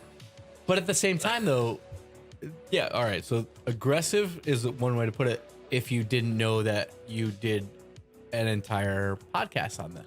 Well, a little explanation helps a lot. Absolutely. But like right off the rip, looking at this, Oh, sure. you immediately are like, Jesus. But like you said, people will come down and be like, you use this for the podcast and you use this for entertaining. And I do the same thing, just entertaining. And I'm like, man, I don't really drink that much. No, I think we both had periods not that long ago where we did drink a lot. I never have drank a lot. Like, especially well, during the week. During the Never. week, definitely not. I feel like there was a stretch. God, maybe not recently. Oh, you're talking for me? I think Personally, for me, you're talking a long time ago. You're when we were still hanging out, though, Oh, I okay. feel like, which I mean, like we've worked together for like a decade. That's so- what I mean. Like, it's a long It's- time at this so- point. Dude, but we're getting old, huh? Yeah, Man, I just turned 35, and I feel like you did. I was talking about it on the last stream, so I'm not gonna retread it too much, but all of my friends had this like existential thing at 30, and I was 30. like, it didn't really, I didn't have it. Yeah. didn't get me. 35 though, I definitely did. I definitely had like I haven't multiple hit that yet. multiple so. moments that I was like, Fuck. I would just catch myself thinking about it. I think I'll have that at 40. I think I'll probably have it again at 40. I think I'll have it at, you know what though? You know what keeps me grounded and really well in touch with all that is that I have my daughter, and a lot of her friends' dads are 40 already. Yeah, well, you have like your ridiculously cool daughter, and She's also very cool. and also like Katie's very cool. Yeah, You have like that a whole great thing. wife. I think 35 may have hit me a little hard because I don't. That's not fair. I don't know. I mean, I don't. That's not fair to yourself.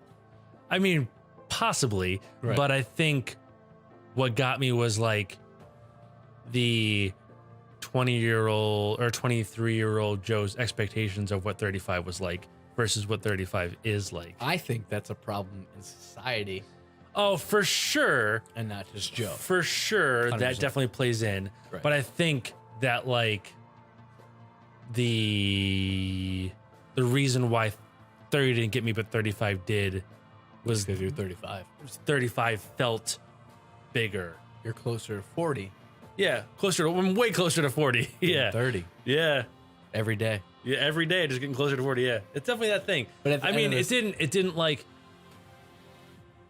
I didn't like spend my 35th birthday under the blankets. Right. Right. You know, it wasn't like that. I get it. It wasn't like that. But definitely Like a moment of self-reflection. there was definitely way more self-reflection at 35 than 30. So honestly, I personally reflect way more than people probably should.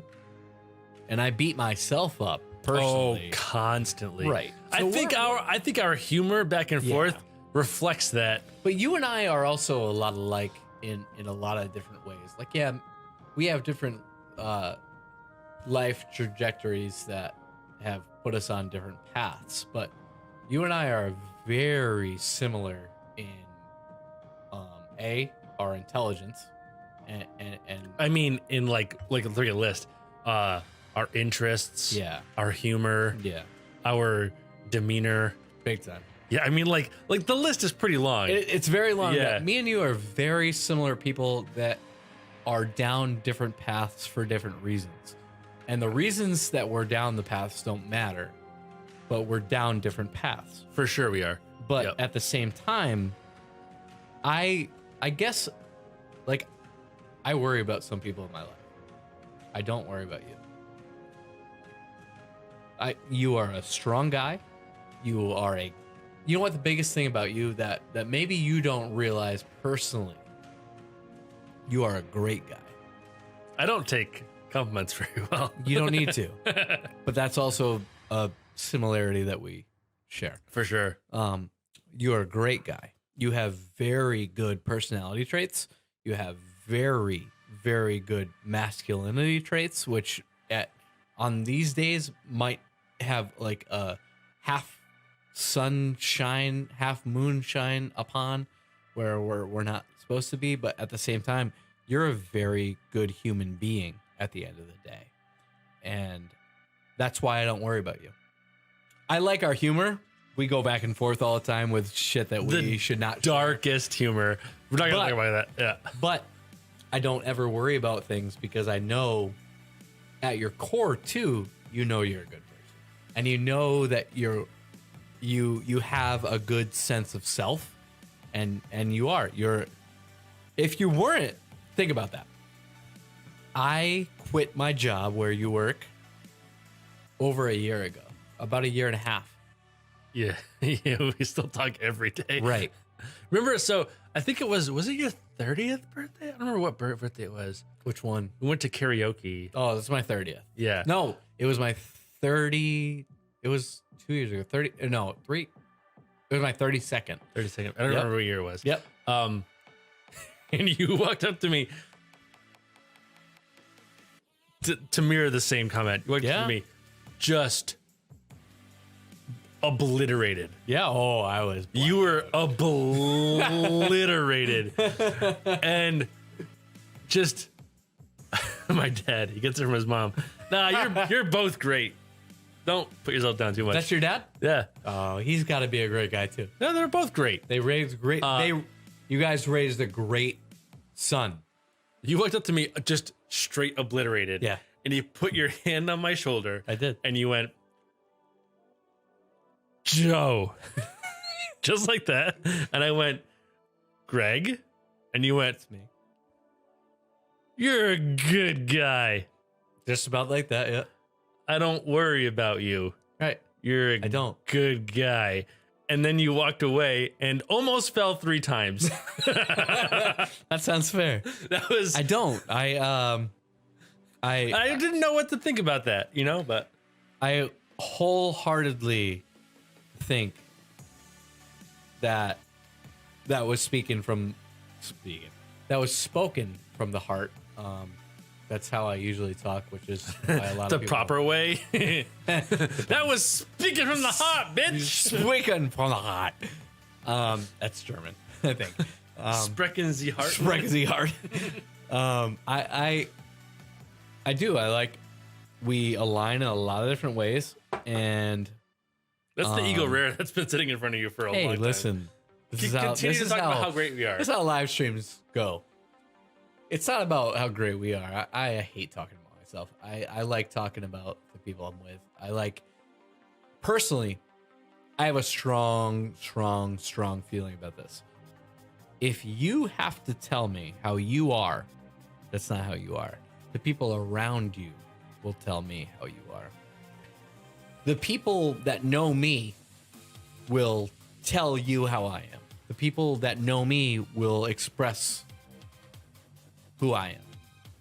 I am a very big proponent of you. I think you are an amazing person. This is too much. No, it's not. Lauren's complimenting me. You're complimenting me. It's too much. No. I can't. It's. I don't process compliments. But this. You know what's funny? Again, how we relate. However, I think it is a big proponent of how your mom and dad raised you. I guarantee it, because it's how my mom and dad raised me. Spectacular parents. Absolutely. If you come from a great family, you will be a great person. It is that simple. I think that we both have that shared, guaranteed. Are we on different paths in life? Sure. Do I know exactly what you want in life? No, we don't. I don't even fucking know what I want in life. Right, but we also haven't sat down and never have that discussion, like man to man. We've never sat down and said, "Hey, man, what do you want?" However, whatever you want, I know you'll get, and I know that you'll get it in time, and I know that you'll get it how you want it is most important. You could have whatever you want and be subpar, but you're like me. You don't want subpar. You want excellence. You want top of tier how you want it. And like I said, we're on different paths. My daughter is 11. God, she got She's 11, dude. Right. We went to Octamore yesterday and we shredded like crazy. But my life for 11 years has not been about Greg Kiss. My life for the past 11 years has been about Ava Kiss. That's it. My life shifted. Not my thoughts, not my ideas, not my ideals, not my promises. My life has shifted to my daughter. She is 100% number one priority. Number two priority, Katie Kiss. She's my wife. Yeah, you got super lucky with that one. I didn't get lucky. I'm cute. I said, "Hey, tall girl, how you doing?" Yo, tall girl, what's up? Listen, my wife is more important than me. My daughter is more important than me. I am nothing compared to them, and I will sacrifice anything But you don't need that to be a great man. You are a great man. You are. I know. You're like me.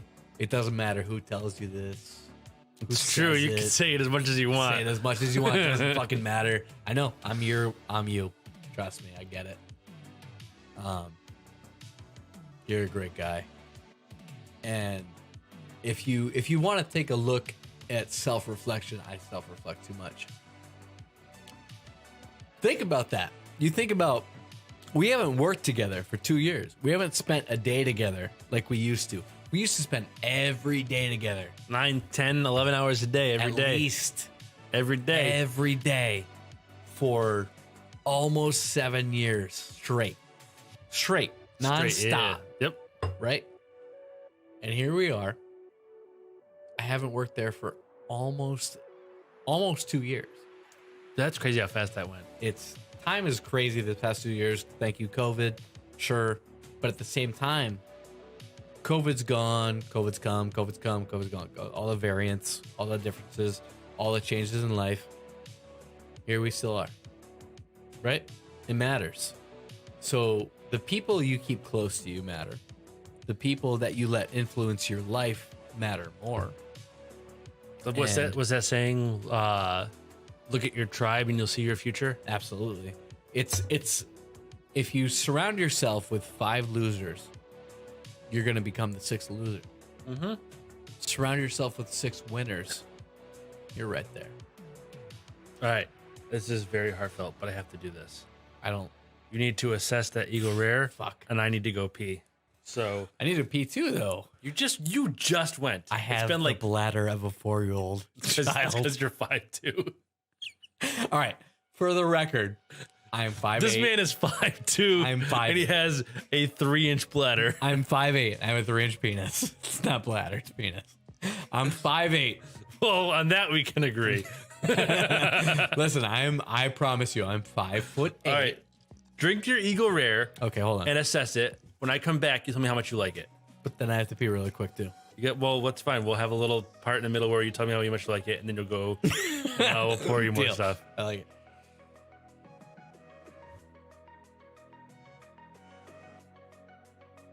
Oh, I like that. It's pretty smooth. This guy, it's almost like he's a scientist without being scientific.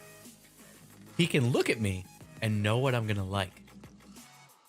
It's almost like he's a woman. Is Joe Kane a woman? We'll never know. Or will we? www.joekane.com/OnlyFans/Joe Kane. I don't know. BarrelHousePodcast.com/OnlyFans/Joe Kane. We don't know.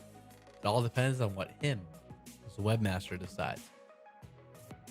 So, honestly, though, this Eagle Rare, not bad at all.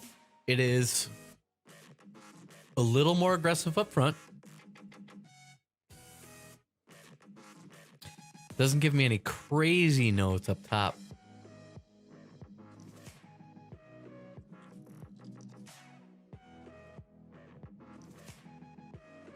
Very good. Very smooth.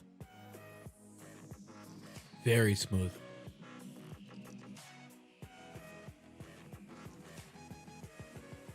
And then kicks you in the chest right there. So maybe that's what he doesn't get. I get, though. I'm newer comparatively.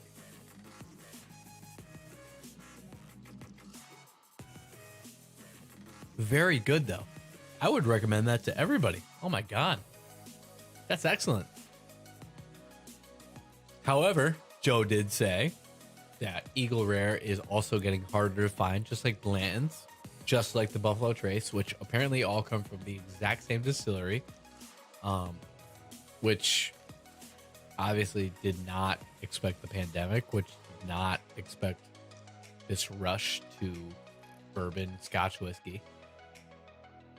But good Lord, that is really good.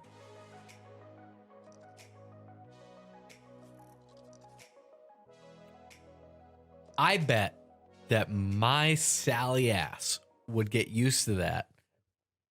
Excuse me, within probably 2-3 days. That little aftertaste that kicks you right in the chest, nothing bad about it. Guarantee you that that's gone by day 2.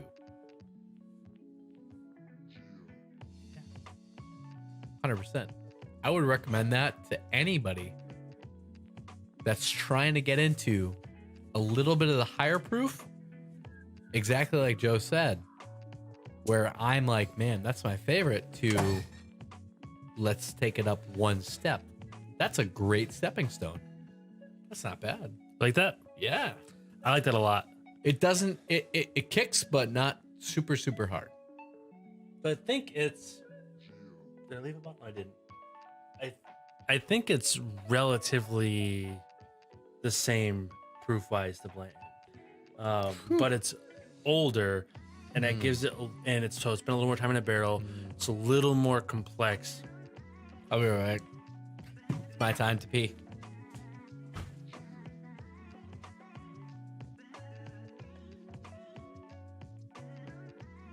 Yeah, so it's right in the same wheelhouse proof-wise as Blanton's, but it does carry a little bit more with it, age and complexity-wise, which is really nice. Personally, I like it quite a bit more than Blanton's, but preference is preference. It's personal.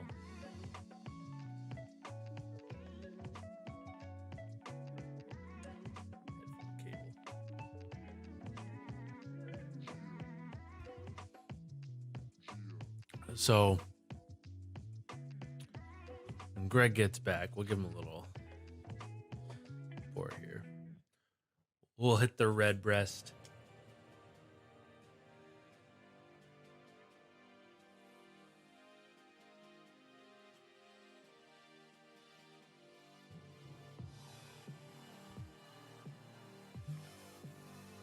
Give him a little red breast. And when he gets that, we'll ask him to give us a little update on what the man thinks. See if there's anything else in here off the top of my head he might want to try. And if not, we'll take like a 2-minute break. I'll grab the stuff. We'll grab the fixins. We'll make old fashions. And just chill, do a little post show, hanging out, chit-chatting about whatever. Oh, Kira's here. Oh, Kira, you want to look at the screen? Come here. Come here. Oh, come here. Come here. Come here. Come here. Come here. Come here. Hey, here. There we go. Come say hi to the screen. Oh, this stool is not very well balanced. Oh, say hi to the stream, Kira. Hi. Hello, stream. Yeah. Hi. Is this your first appearance on the Barrel House stream, Kira? It might be. Oh, big hugs. Oof. Hello. Pup came to say hello. All right. I'm gonna take 2 seconds and return her to not on me. I poured you some Redbreast cask drink because you kept asking about it. Oh, damn. I only asked about Redbreast because it said the word breast. I know why you asked, I know. but it's here. Okay, Pop, let's go. Oh, jeez. Bye, Kira. I miss you already. I know you miss me too. All right, so this is Redbreast cask strength. It smells really good. Joe smells pretty good too tonight. But this smells, yeah, it smells all right. You know what? You hated it last time. Tastes way worse than it smells. Ooh, that so- aftertaste kills me. No. So I love this. This is Irish whiskey though. Woo! So this is basically cask strength pot still Jameson sort of. that hurts after. Oh man, It's got heat on it. It's high proof. yeah. It's really good. I love this whiskey. Nope. All right, I'm starting to get a little bit tipsy, so I'm going to Yeah. Nope. add a dunk glass. Feel free to. All right. Yeah. So here's the deal. Rough. Let's talk a little bit about what you've had, what you like, and That's the only one that I can say I would tell you I don't like. so I think kind of where we landed last time too. I don't think you like Irish whiskey. I'm Irish. Full stop. That's Yeah. not okay. That's a. I'm letting so- my family okay. down. All right, let's try one more thing. Okay. Try Blue Spot. If you don't like Blue Spot, you don't like Irish whiskey. But then what do I do?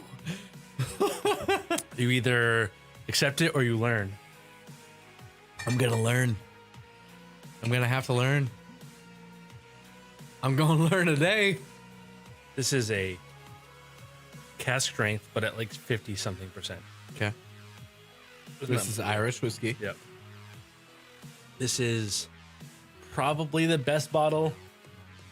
It's below the best bottle of Irish whiskey I've had below $250. Huh? Below how many? $250. $250. Yeah. This is like 115. Bottle. Yeah. Smells nice.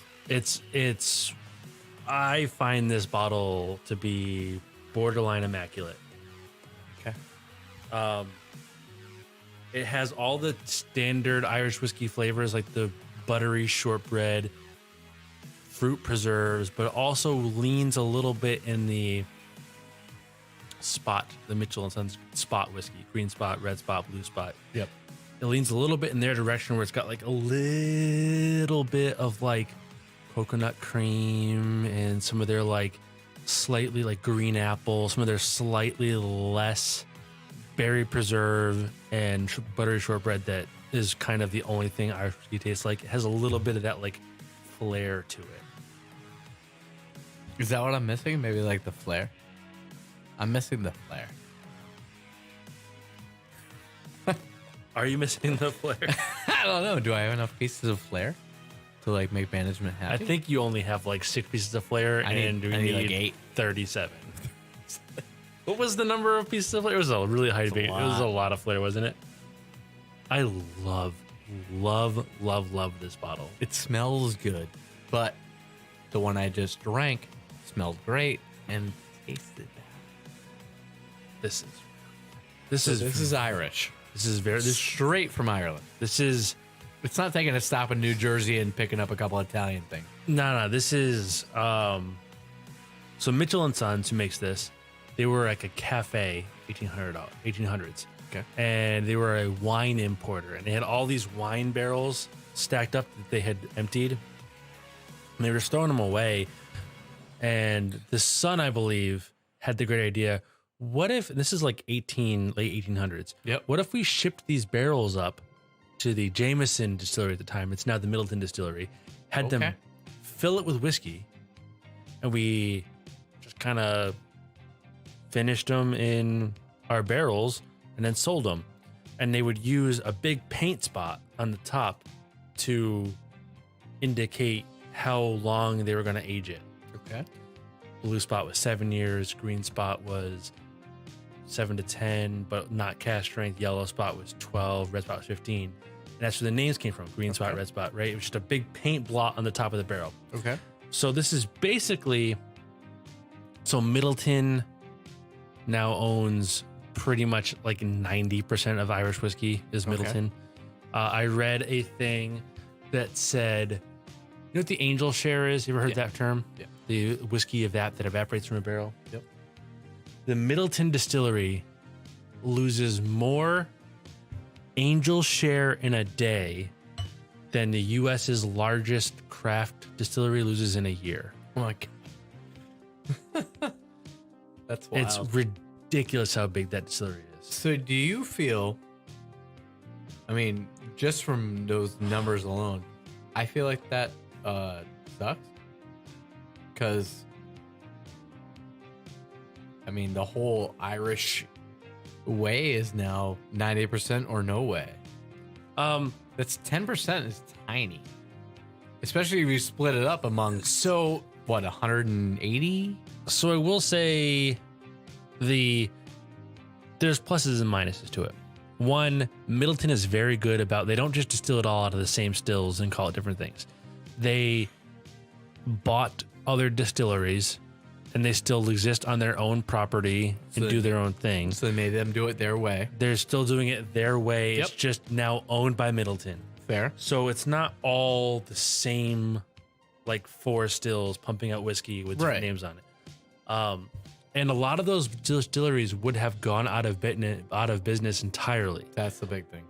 But they're still allowed to operate because Middleton bought them. So there's pluses and minuses. 100%. There's a lot. It's way more of like, it's not a good or bad. So how do you feel then about like I guess I would compare it to like the craft beer of Connecticut, New England area, which is booming. How about the craft whiskey of Ireland, which is how Ireland is always. Well, think of it this way, right? 10 years ago, Samuel Adams was an independent company and it was craft beer, right? The beer still tastes the same. But it's manufactured in 18,000 different places. But they are now owned by, is it Anheuser-Busch that bought them, right? I think so. They bought them and let them propagate their recipe countrywide, basically. But it's basically still the same beer. It doesn't taste much different. Right. So I think that's kind of what Middleton's doing. I don't know for sure because a lot of this stuff happened before, like way before I was, like a lot of stuff happened in like the 80s, 70s and 80s way before I was either born and drinking, right? So, Especially the born part. Especially the born part, right? So it's hard for me to say for sure, but it seems like they've allowed the quality to stay pretty good.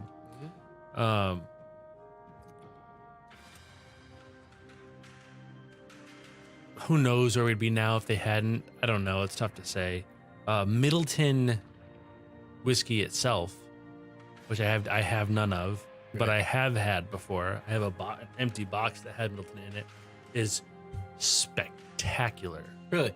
But at $260 a bottle, it's hard to.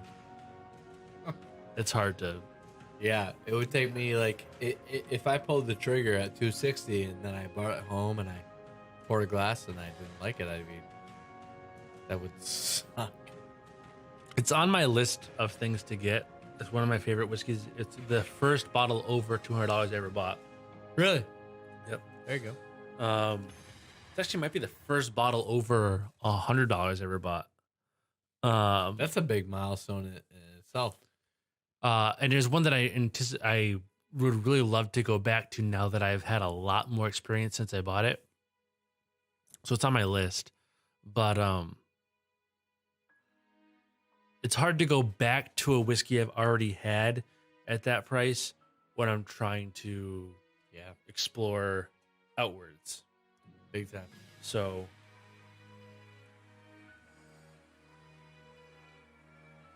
we'll see. It's on the list for sure. I'm sure Big time. I'll get it again. So try it. I have not yet. All right, let's hear what you think. Which one's this? This is the Blue Spot. It's a little. Smells good. It's a little high on proof. It comes through a little ethanol on the palate. Just prepare It's yourself. high on proof. Yeah, it's not super high, but All it's right, there. I'm gonna take a small sip.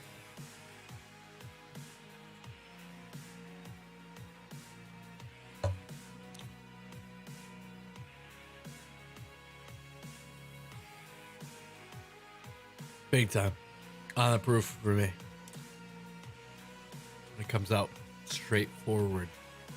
All right, I'm gonna give you one more thing. Woo! I'm gonna give you dump it. Go ahead. I'm gonna give you one more thing. And this is your last chance with Irish. If this is not your jam, Irish is just not it. That's not okay for me. I don't feel like that's This all right. is green spot. This is the regular ass green spot, and this That's rough. is only 80 proof. This is the bare. You cannot get lower proof than this and still be whiskey. That was rough. That was like, See, that's an rough. I mean, it's rough. a little rough for the proof to me, but overall, no rough at all. that was overall rough.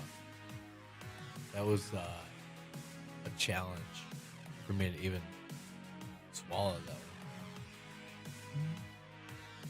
See? Excuse me. Whew.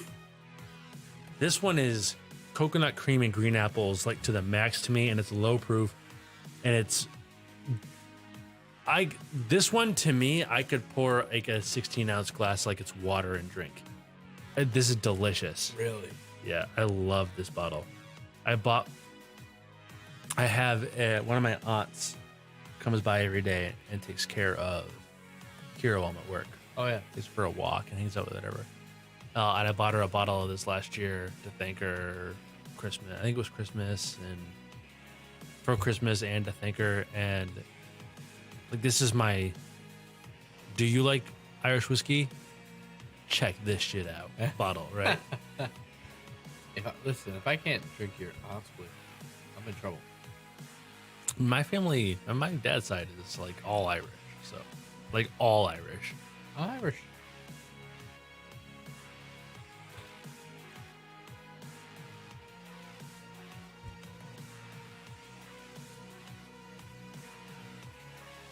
Oh, that's much better.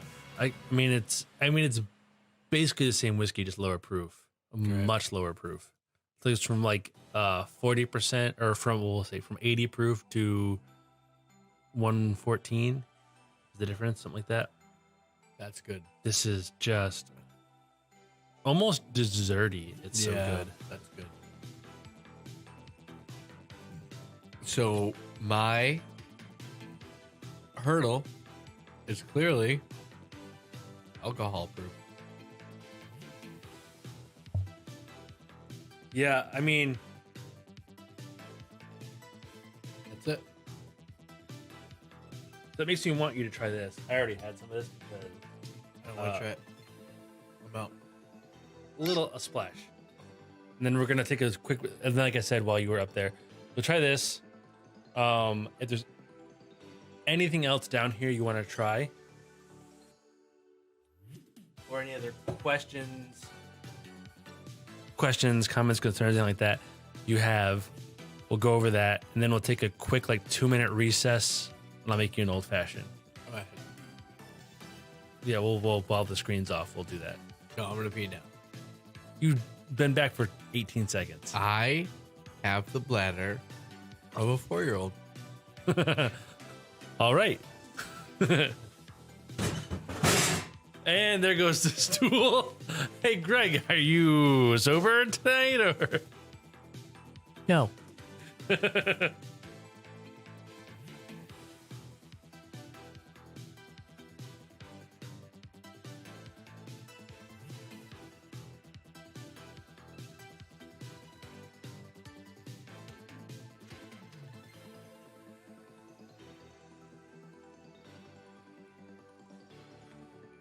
So the last thing I poured for Greg was a tiny little pour of Elijah Craig Barrel Proof. And I just want to see how he handles the proof of something in that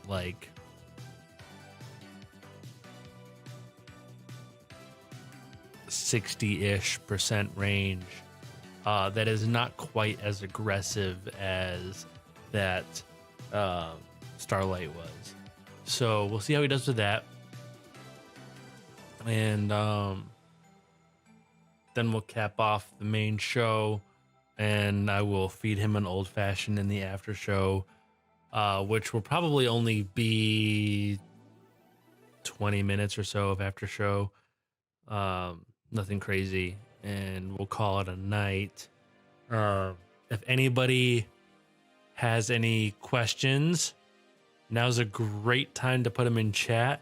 We will address them before the show's over. So like I said, there's only maybe 10 or so minutes left of the show. So of the main show. So we'll get that addressed before then if anybody has any questions. I think we did a pretty good job tonight with finding a couple options for him. I think he would like the Knob Creek 12, the Wise Man. I think Joseph Magnus is a good option for him over the Blantons. He was asking for things that he could actually get that he would like as much as the Blantons. I think he seemed to like those quite a bit.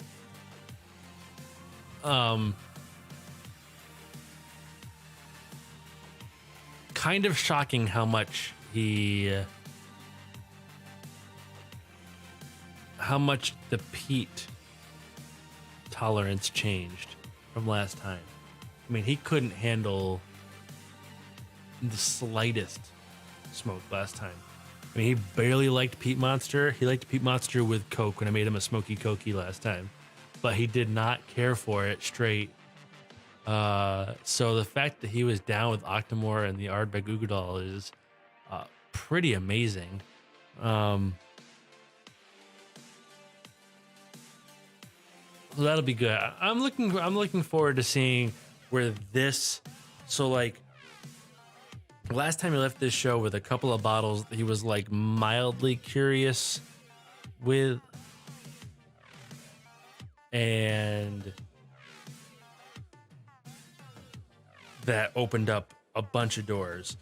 And I feel like this time there's a handful that he's feeling.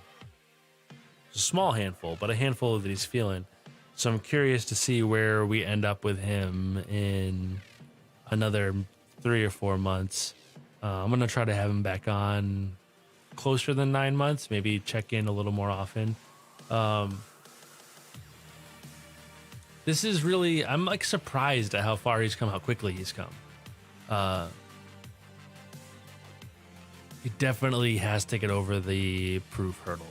That proof hurdle is messing with him something fierce, but we can fix that. We can fix that for sure.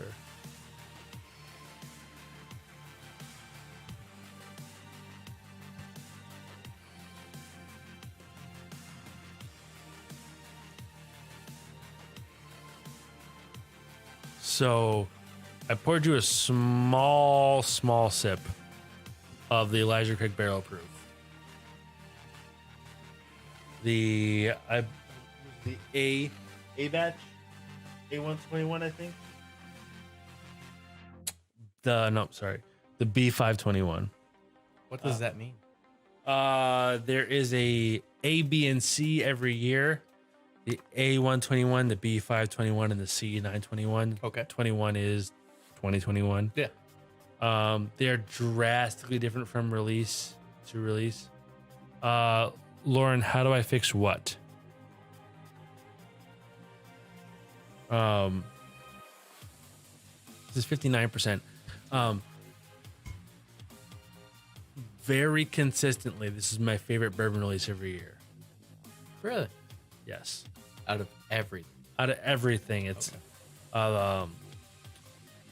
The Elijah Craig Barrel Proof in general.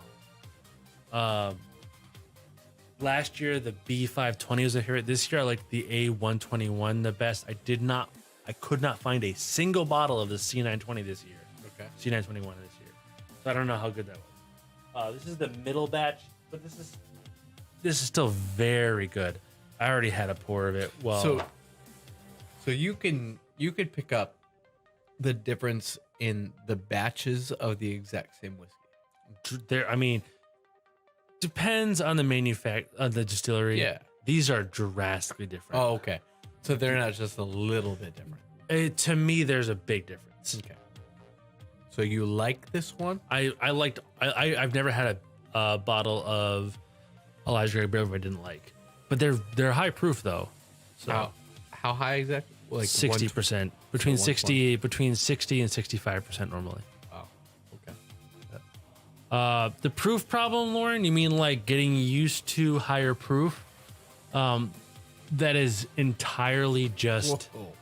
Yep. experiencing it as much as possible. Just drinking as much high proof as you can and getting used to it. That's all you can do.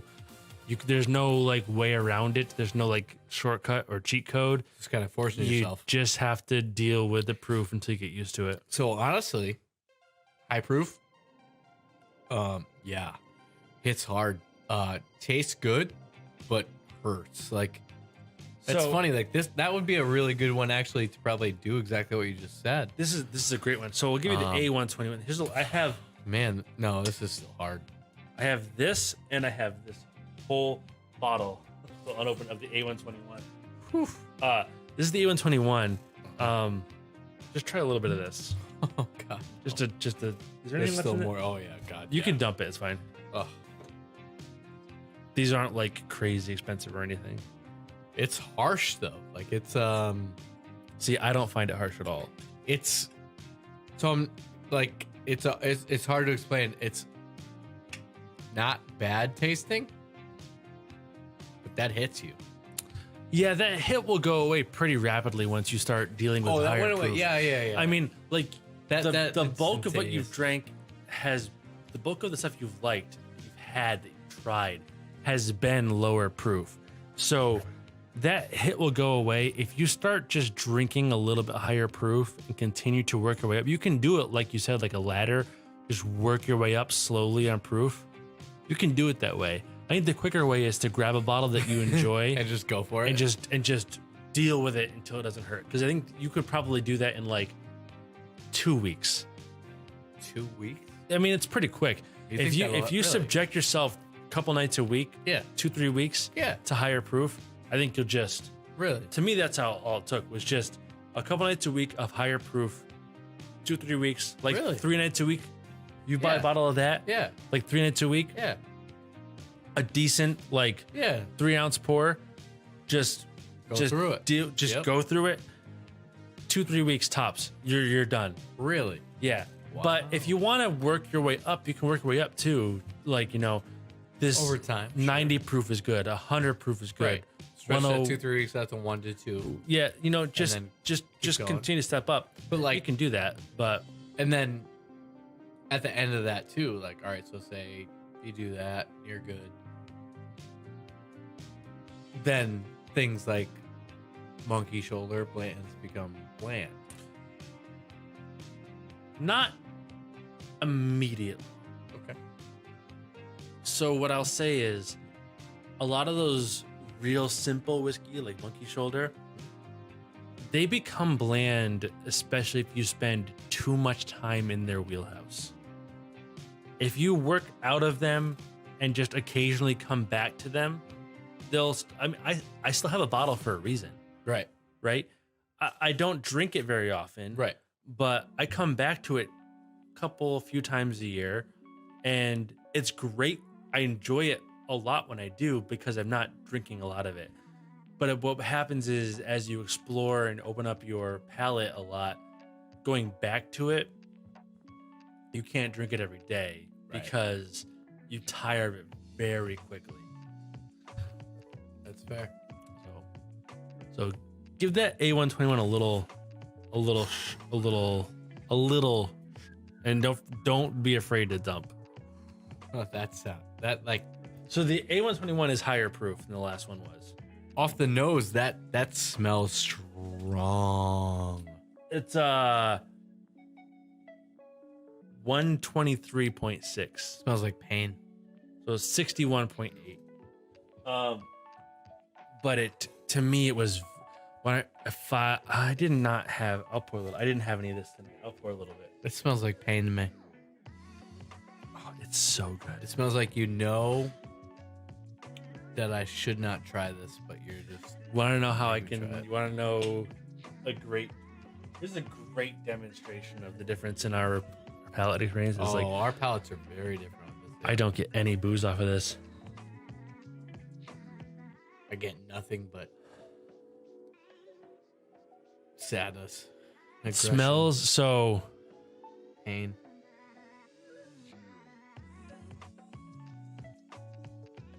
There's like, so I get like, it's high proof. On the nose, So that's my big thing right now. I get, yeah, proof's a tough one. So I get No question. I get a honey on the I get a honey on the nose. Oh, So go back to the glass. Yep. All right. And I want you to smell for honey, but think of like not like the jar with the bear on it, but like if you went to like a farmer's market and bought like a bottle of honey that was super dark, I can smell that. like that super dark honey that still has like honeycomb bits in it. It's not that I can't smell. It's like that is rough. That's a rough Oh one. man, That is the roughest. I think it's also the highest proof. It is the highest proof we had tonight. That is so. What we've done tonight is we have 100% uncovered my kryptonite as of now, and it's not. It's proof. It's 100% proof, but it's not. It's not like crazy, but like this is high proof. This is legitimately high proof. High proof. But I feel like you start to burn out. Lauren, it's not scary. You could do it fine. No. Next time you're it's scary. He's lying. Next time, That's scary. because she has a better proof tolerance than you do. Who the fuck are you? Uh, Damn you, Lauren. next time you're down in the barrel house, we'll work on your proof a little bit. You'll be fine. It was that's aggressive. So This is high proof. So Yeah. but the thing is, it is.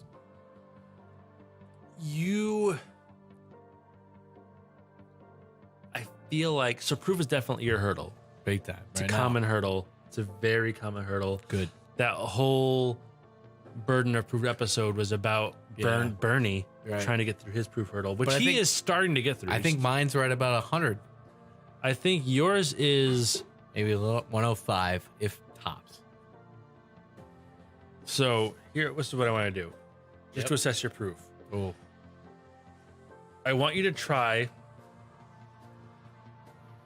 Go ahead and dump all this shit. Rinse one. Grab that Wild Turkey 101 right by your head. Top shelf. Pour yourself the tiniest splash. Wild Turkey. 101 is delicious. Regular is not. All right. This is my favorite budget whiskey, bourbon, by the way. This is on my trust of you, by the way, because Wild Turkey is This is top tier budget whiskey. really. Yeah, top tier budget whiskey. See how your proof does with that. It's very cherry cinnamon forward. Smells good, but actually, all of them have smelled very good. Which, roll the footage back again. None of them. Yeah, you didn't like the smell of anything.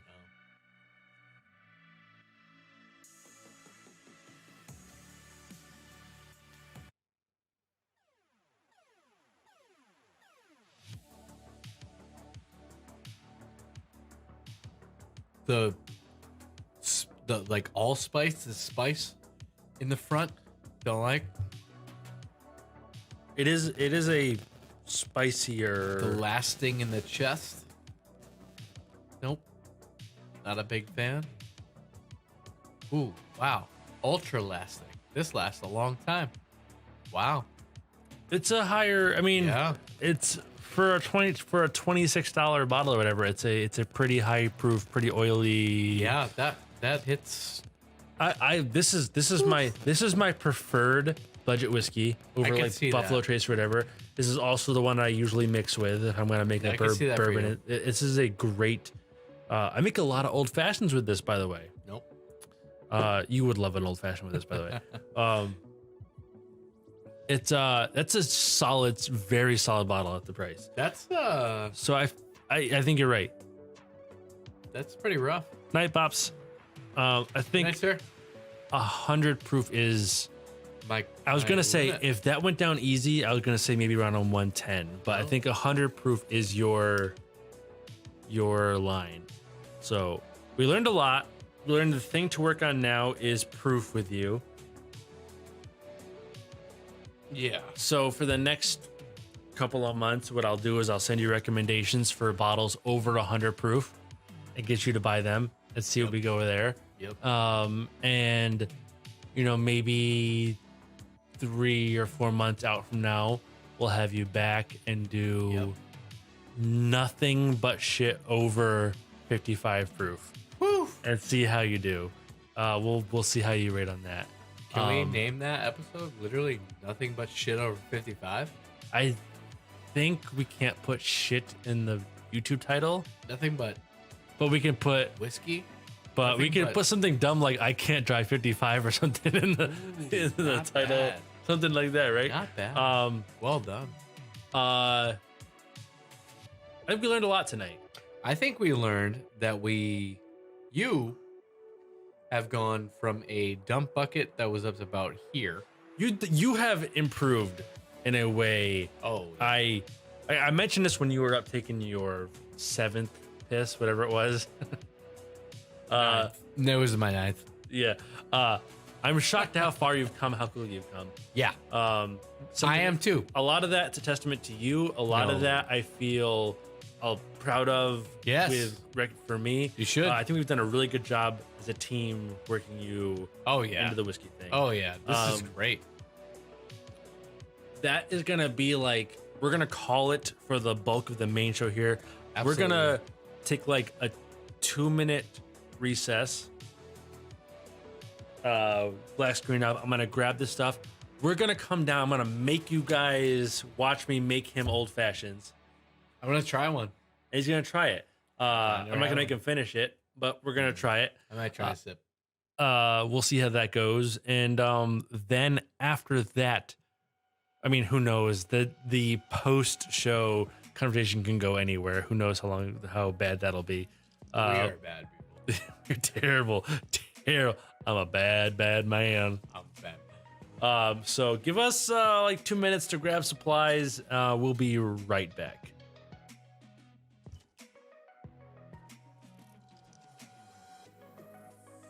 The Barrel House is written, produced, and hosted by Joe Kane, and it's a proud member of the Earglue Media Network. Views and opinions expressed on this show belong only to the mouth they came out of, and as always, please remember to drink responsibly. Slanjava.